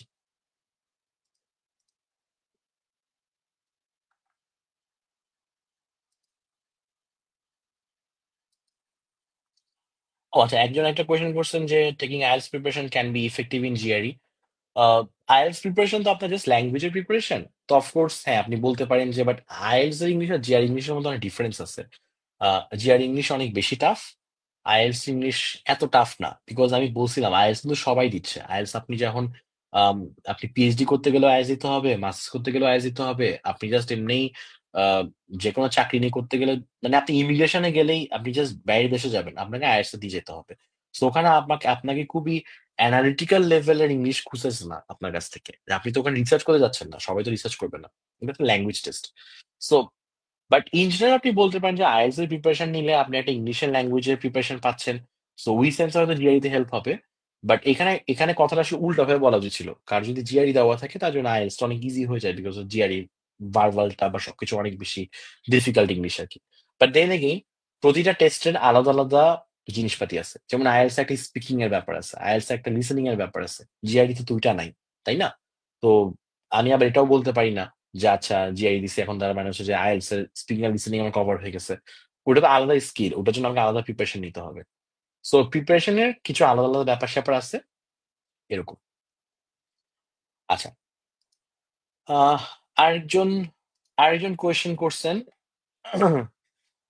War can I find all books of GRE. আপনি কিভাবে মানে কি মানে কিভাবে ফাইন্ড করার কথা বলতেছেন বুঝি নাই। মানে হচ্ছে ইয়া থেকে আপনি বেসিক্যালি যে বইটা আমি এখন বই কথা একটু তাহলে বলেই ফেলি, আপনাকে অনেকক্ষণ মনে হয় আপনি বই কথা না বলে বলে বসে আছি। সেটা হচ্ছে এখানে অনেক রকম বই পাওয়া যায় বাজারে, হাজার হাজার বই। বাট দিন শেষে আমি বা আমার আরো যেসব ফ্রেন্ড, মানে আমরা যারা খুবই মানে স্কোরটা নিয়ে হ্যাপি ছিলাম নিজেদের, হ্যাঁ, অ্যান্ড লাইক প্রিপারেশন নিয়ে মোটামুটি ঘাটছি, আমাদের সবারই কথা হচ্ছে সবার আগে আপনার পড়া উচিত official guide to the GRE, যেটা লাল রঙের একটা বই পাওয়া যায়, the official guide to the GRE. এটা মনে হয় থার্ড এডিশন চলতেছে নাকি সেকেন্ড এডিশন চলতেছে, যে এডিশনই চলতেছে সেটাই নিবেন। এটা এটুকু একটা বই আর কি। নীলক্ষেতে যে ইয়াগুলা পাওয়া যায় আর কি, ফটোকপি বইগুলো, অরিজিনাল কপি তো আর না। আর এগুলোর অবশ্য পিডিএফ ও পাওয়া যায়, আপনি পিডিএফ খুঁজলে এমনি অনলাইনে পেয়ে যাবেন। আর ওইটারই আবার official guide to the GRE দুইটা ইয়া আছে আপনার, আরো দুইটা স্পিন অফ বই আছে। মানে একটা হচ্ছে main official guide to the GRE, ওখানে ভার্বালও আছে, কোয়ান্টো আছে। কিন্তু আরেকটা, আর দুইটা বই আছে, একটা হচ্ছে অফিসিয়াল গাইড টু দ্য জিআরইর সাবজেক্ট, মানে ভার্বাল রিলেটেড আর একটা ছোট বই, আর একটা হচ্ছে কোয়ান্ট রিলেটেড একটা ছোট বই। টোটাল তিনটা বই অফিসিয়াল গাইডের। একটা এতটুকু বই, আর দুটো এতটুকু বই, ছোট ছোট বই। টোটাল তিনটা বই মিলে এতটুকু সাইজ হবে। এরকম তিনটা বই আপনি, এগুলো হচ্ছে সবার আগে মেইন ম্যাটেরিয়াল।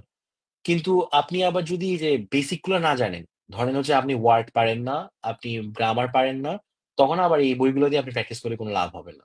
ঠিক আছে? তো আপনাকে আগে ওগুলোর জন্য আলাদা জিনিসপাতি করতে হবে। যেমন ওয়ার্ডের জন্য অনেকে ওয়ার্ড স্মার্ট বইটা খুব পড়ে। ওয়ার্ডের জন্য আমি পার্সোনালি যে ফরহাদ হোসেন মাসুম একজন আছেন, উনার ভিডিও খুব ভালো লাগছিল আমার প্লেলিস্ট, মানে উনার ভোকাবুলারি প্লেলিস্ট গুলো আমি দেখতাম। তো এরকম নানান রকম জিনিসপাতি আছে ভোকাবুলারির জন্য, গ্রামারের জন্য আপনাকে আগে করতে হবে। এগুলো করার পর দেন আপনি প্র্যাকটিস করবেন হচ্ছে ইটিএস থেকে। মানে ইটিএস মানে যারা অফিসিয়াল টেস্ট মেকার। ম্যানাটন 5 এলবি যে বইটা আছে, ওইটা থেকে শুধু কোয়ান্ট করবেন, কিন্তু ওটা থেকে ভার্বাল করবেন না। ওদের ভার্বালটা জিআরই স্ট্যান্ডার্ডে হয় না। আর এছাড়া ম্যাগুস আমি করতাম অনেক, ম্যাগুস আমার খুব ফেভারিট। ম্যাগুসের ক্রিস লিল আমার অনেক ফেভারিট ইনস্ট্রাক্টর, খুব ভালো লাগে তাকে। ম্যাগুসের ক্রিস লিল, তো যিনি মেইনলি ভার্বাল জিনিসগুলো দেখে আর কি ম্যাগুসের। তো ম্যাগুসের হচ্ছে যে ভার্বালের কোয়েশ্চেন গুলো বেশ আপ টু দ্য মার্ক, মানে বেশ আপনার হচ্ছে যে একদম ইয়া রিলেটেড, ইটিএস এর সাথে খুব যায় এরকম আর কি, জিআরির সাথে, মানে জিআরি কোয়েশ্চেন এর সাথে। আর ইদানিং এটা আমাদের সময় এরকম দেখি নাই, বাট ইদানিং অনেক গ্রেগ ম্যাট থেকেও পড়ে। সো গ্রেগ ম্যাটের ফার্ভাল নিয়ে আমি আসলে তেমন জানি না, but that's it. So these are their resources. Okay, বই বললে আপনার অফিসিয়াল গাইডে তিনটা বই, আর ভার্বালের জন্য আর প্র্যাকটিস ম্যাটেরিয়াল আসলে আর নাই।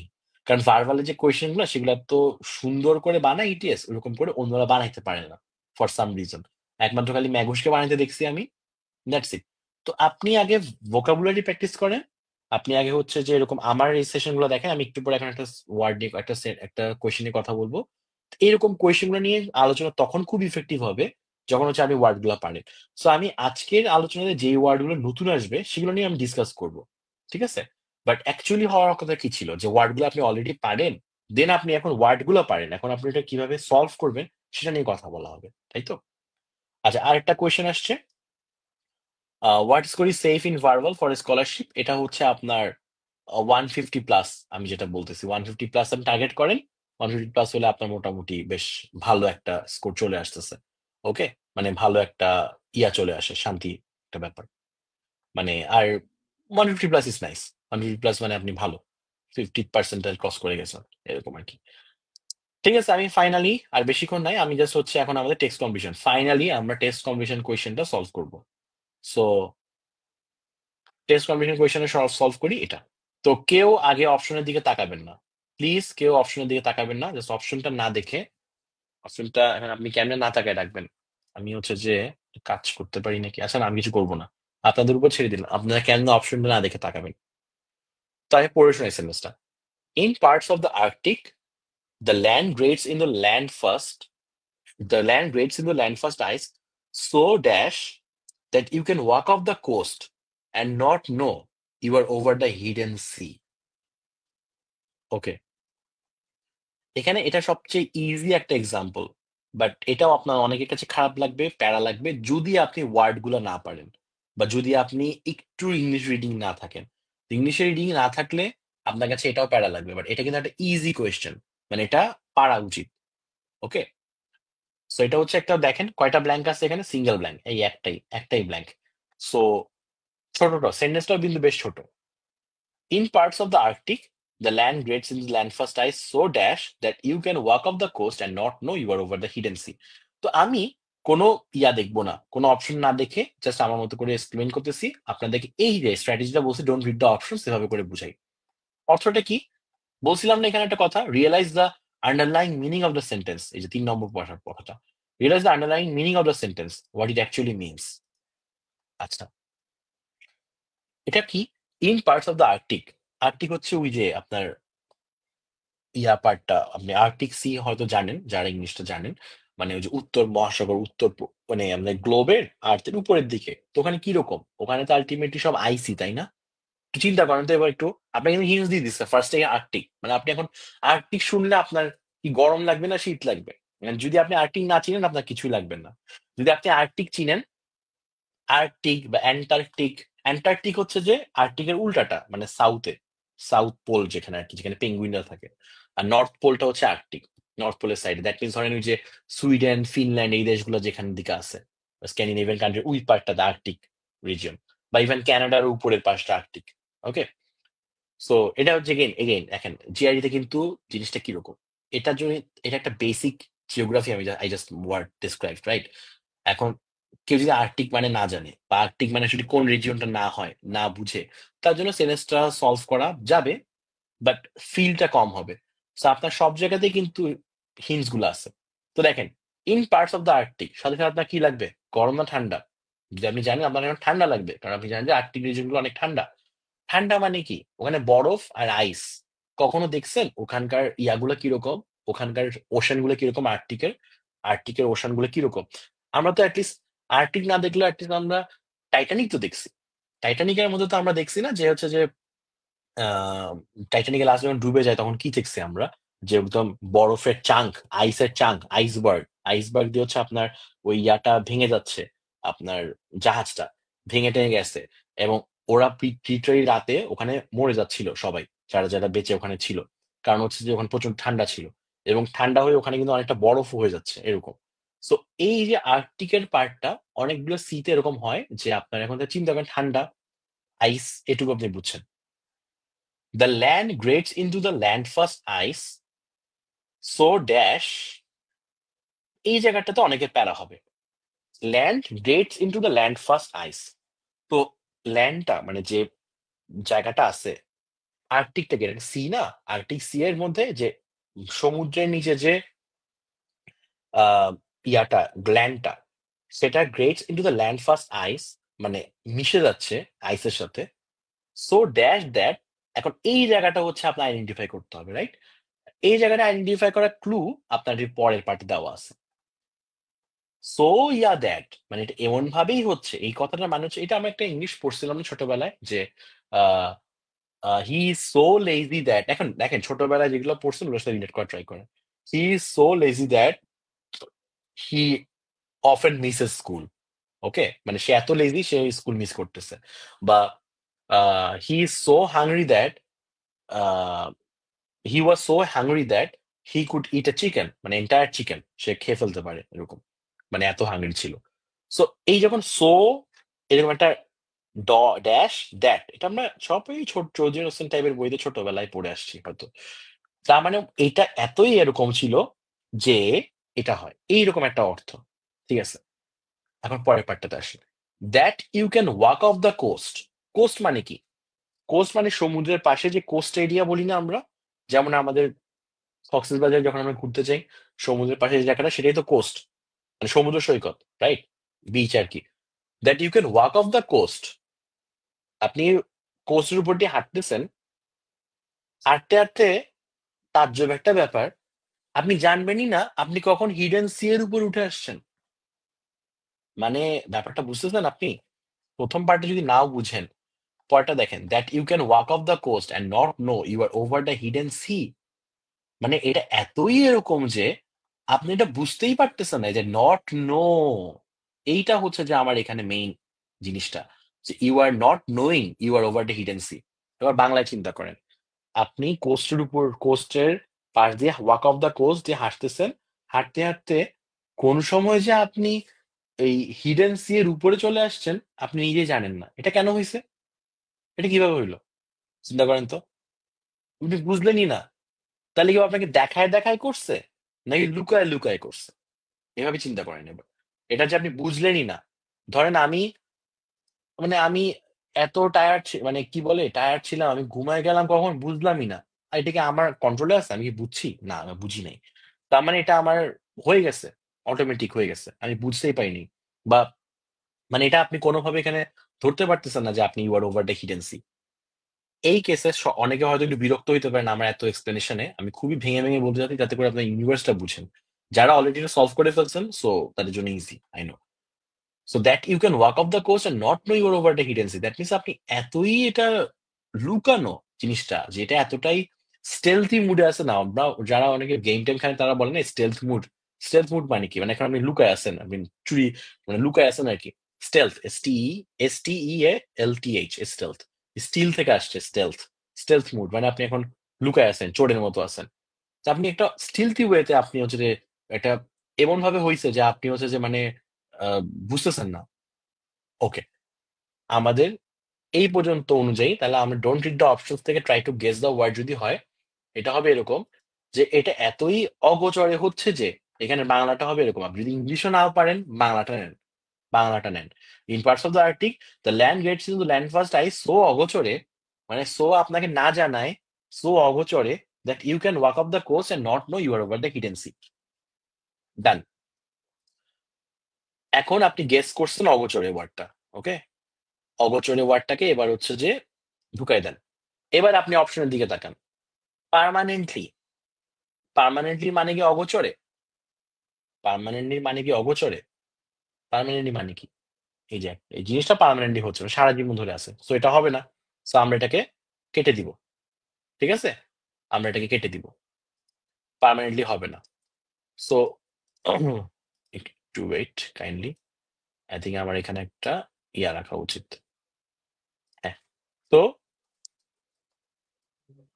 উম, আচ্ছা না থাক, দরকার নেই কিছু লেখার, এখান থেকে করি। এই তো, হ্যাঁ ঠিক আছে। সো এখানের মধ্যে দেখেন পার্মানেন্টলি, এটা কি হবে? না, এটা হবে না।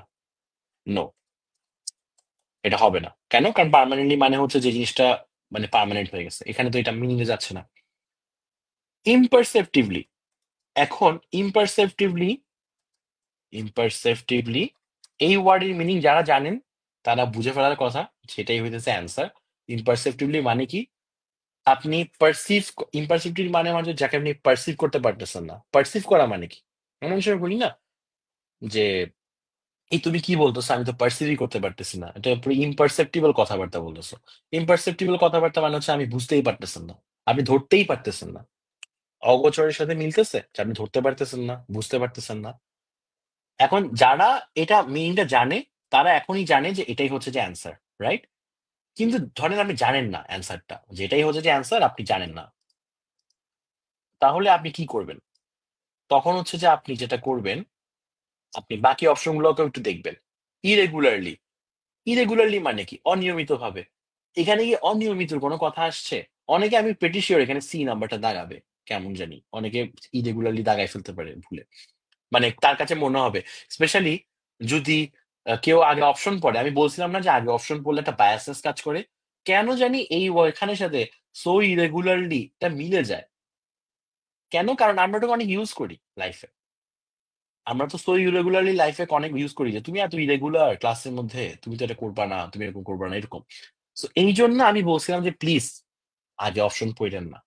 আগে অপশন পড়লে এভাবে ধরা খাবেন। কারণ ইরেগুলারলি দেখেন এখানে অনেক অর্থ না বুঝে এখানে মনে হবে আচ্ছা ইরেগুলারলি সুন্দর লাগতেছে, ইরেগুলারলি বসাই দিই, সেটা বসানো যাবে না। সো ইরেগুলারলি আহ এটাও হবে না, রাইট? আচ্ছা, দেন বাকি থাকে কি?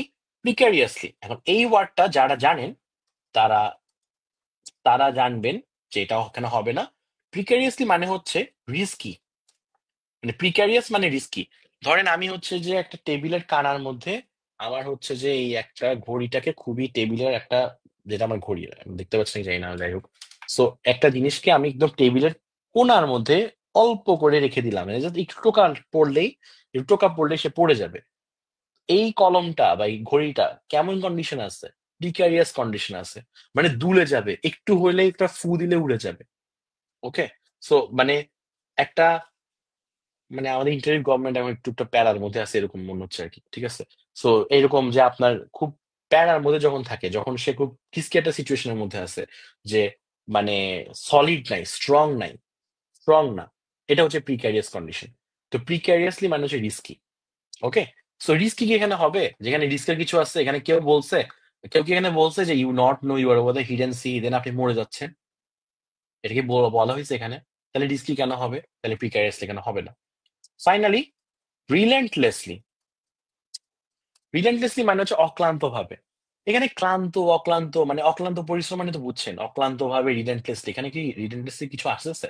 চিন্তা করেন তো, এখানে কি রিলেন্টলেসলি কিছু আসে? না, আসে না তো। কারণ হচ্ছে এখানে তো আমি কোনো এমন বলতেছি না যে সে অনেক কষ্ট করতেছে, তুমি অনেক কষ্ট করে হাঁটতেছো, আপনি অনেক কষ্ট করে হাঁটতেছেন এই সি এর উপর দিয়ে, এই ধরনের রিলেন্টলেসলি ব্যাপারটা, এই ধরনের কিছু আসতেছে না। সো আলটিমেটলি এখানের মধ্যে কি হচ্ছে? এখানে মধ্যে হচ্ছে যে এটা একটু,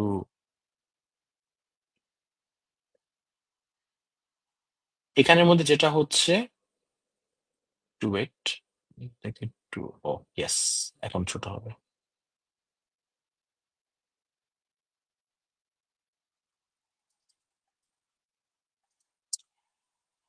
ওকে, আই গেস। ওকে, সো এখানের মধ্যে ইমপারসেপ্টিবলি, এটাই শুধুমাত্র অ্যান্সার। That means সেকেন্ডটা। কারণ অগোচরে হচ্ছে। আমি এখন পুরোটা পড়ে শুনি। এটা হচ্ছে এখানে আরেকটা কেস, যে 3 নম্বর এটা হওয়ার পরে ধরেন আপনি ফাইনালি রিরিড মানে আবার পড়া। Read the whole sentence with the word that you have selected. আবার পড়ে দেখেন কেমন লাগে। ঠিক আছে, এখন আমরা পড়ে দেখি। In parts of the Arctic the land grades into the land first ice so imperceptibly that you can walk off the coast and not know you are over the hidden sea. মানে আপনি এতটাই অগোচর এটা হচ্ছে যে আপনি জানবেন না কখন আপনি হাঁটতে হাঁটতে হিডেন সির উপর চলে গেছেন। এটার এক্সপ্রেশনটা, যেটা অফিসিয়াল গাইডের এক্সপ্রেশন, দেখেন আমি যেগুলো বলছি ওরকম কথাবার্তা, আমি জাস্ট একটু বলে দেখি।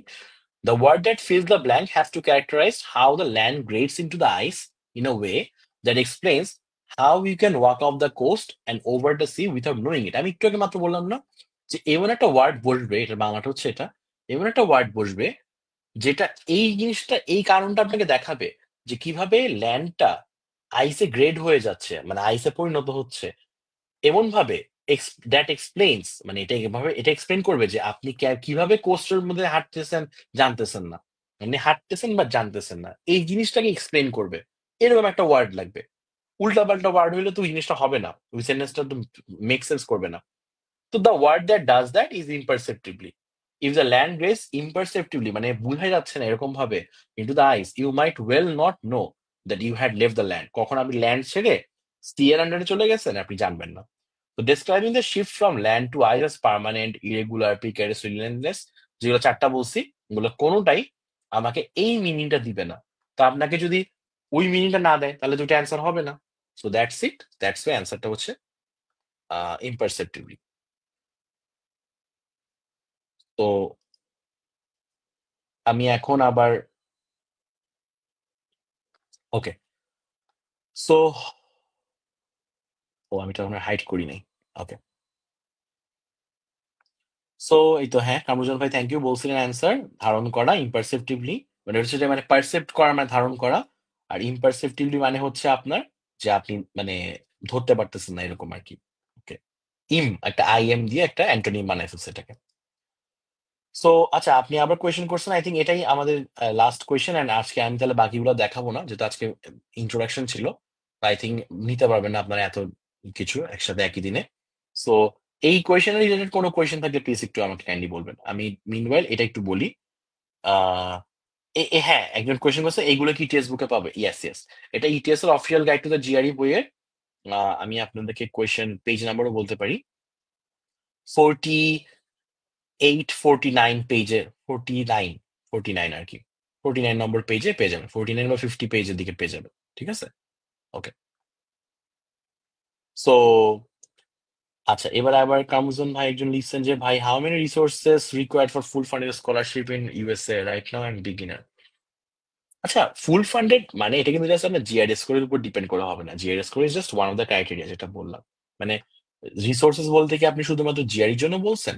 জিআরইর জন্য আপনি একটা ডিসেন্ট জিআরএ স্কোর নিয়ে আসেন, দেন আপনি বাকি জিনিসপাতিতেও ফোকাস করেন। শুধু জিআরই না, আপনি এখানে আপনার এসওপি লেখার দিকে ফোকাস দিবেন। আপনাকে হচ্ছে যে এসওপিটা মানে স্টেটমেন্ট অফ পারপাস, এটা নিয়ে কালকে লাইভে জানতে পারবেন।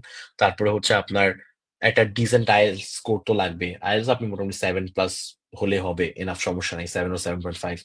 অ্যান্ড দেন হচ্ছে আপনার সবচেয়ে ইম্পর্টেন্ট যেটা, আপনি যেই জিনিস নিয়ে পড়াশোনা করতে যেতে যাচ্ছেন ইউএসএ তে, সেই পড়াশোনা জিনিসটার সাথে আপনার কারেন্ট অবস্থাটা দেখেন। আপনি কারেন্টলি মানে আপনি কোন কোন টপিক নিয়ে হায়ার স্টাডিজ করবেন, সেই হায়ার স্টাডিজ এর সাথে আপনার গ্যাপ কতটুকু।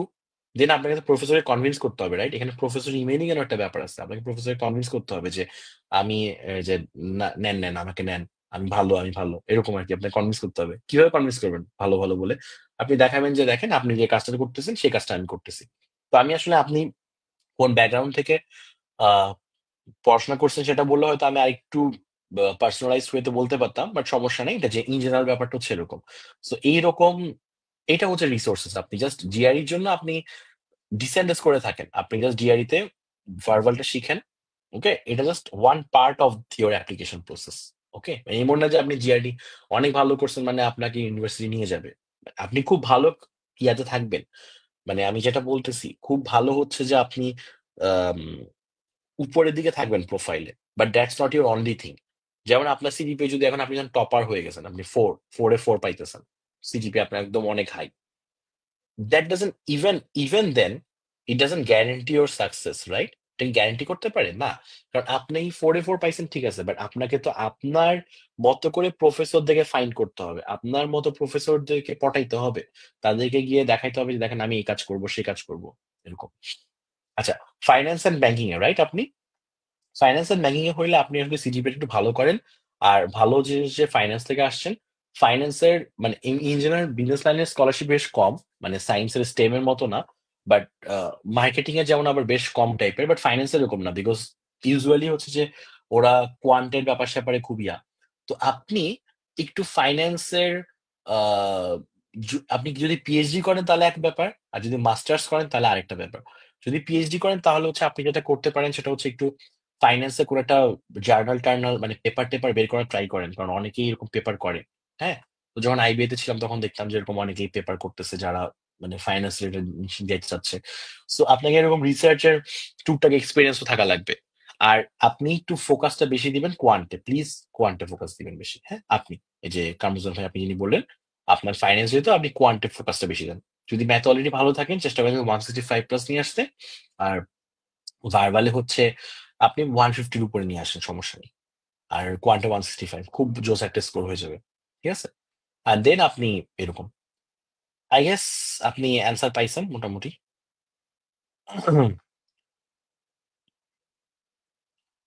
আচ্ছা, আমি আর ১-২ মিনিট ওয়েট করব। আর কারো কোনো প্রশ্ন থাকলে বলতে পারেন। আর না হলে দেন আমি আজকে টাটা বাই বাই। আবার আমার সাথে দেখা হবে আবার নেক্সট স্যাটারডে তে 9 পিএম এ। হোপফুলি আরো বেশি মানুষ জয়েন করবেন। আর যদি আপনার মনে হয় এটা ভালো লাগছে আমার সেশনটা, তাহলে অবভিয়াসলি আপনি জয়েন করেন। এন্ড আপনার যারা আরো আ জানেন, যারা হচ্ছে যাদের কাছে এইটার ভ্যালু আছে, যারা জিআরই নিয়ে পড়তেছে, জানতে চাচ্ছে, ফ্রেন্ডের মধ্যে বা ক্লোজ ওয়ান দের মধ্যে শেয়ার করতে পারেন। মানে জানান যে নেক্সট স্যাটারডে তে এরকম আরেকটা সেশন হবে। আমি নেক্সট স্যাটারডে তে কি নিয়ে পড়াবো সেটা আমি পরে জানাবো। আপনারা পিকডিকের পেজ থেকে জেনে যাবেন, সমস্যা নেই। ও হ্যাঁ, ভাই আপনার রেজাল্ট মাশাআল্লাহ ভালো আছে। টেনশন নাই। আপনি জাস্ট হচ্ছে চালায় যান। 3rd ইয়ার তো অনেক ভালো। ওকে। একজন বলছেন, "থ্যাংকস ভাইয়া, it was a good class." Thank you so much. Thank you so much. ভাল লাগছে যে আপনার জেনে ভাল লাগলো। ঠিক আছে। আই থিংক আ অনেক রাত হইছে। তাহলে সবাই ভালো থাকেন, সুস্থ থাকেন। নেক্সট স্যাটারডে তে হোপফুলি দেখা হবে। আল্লাহ হাফেজ। আসসালামু আলাইকুম। Bye, by.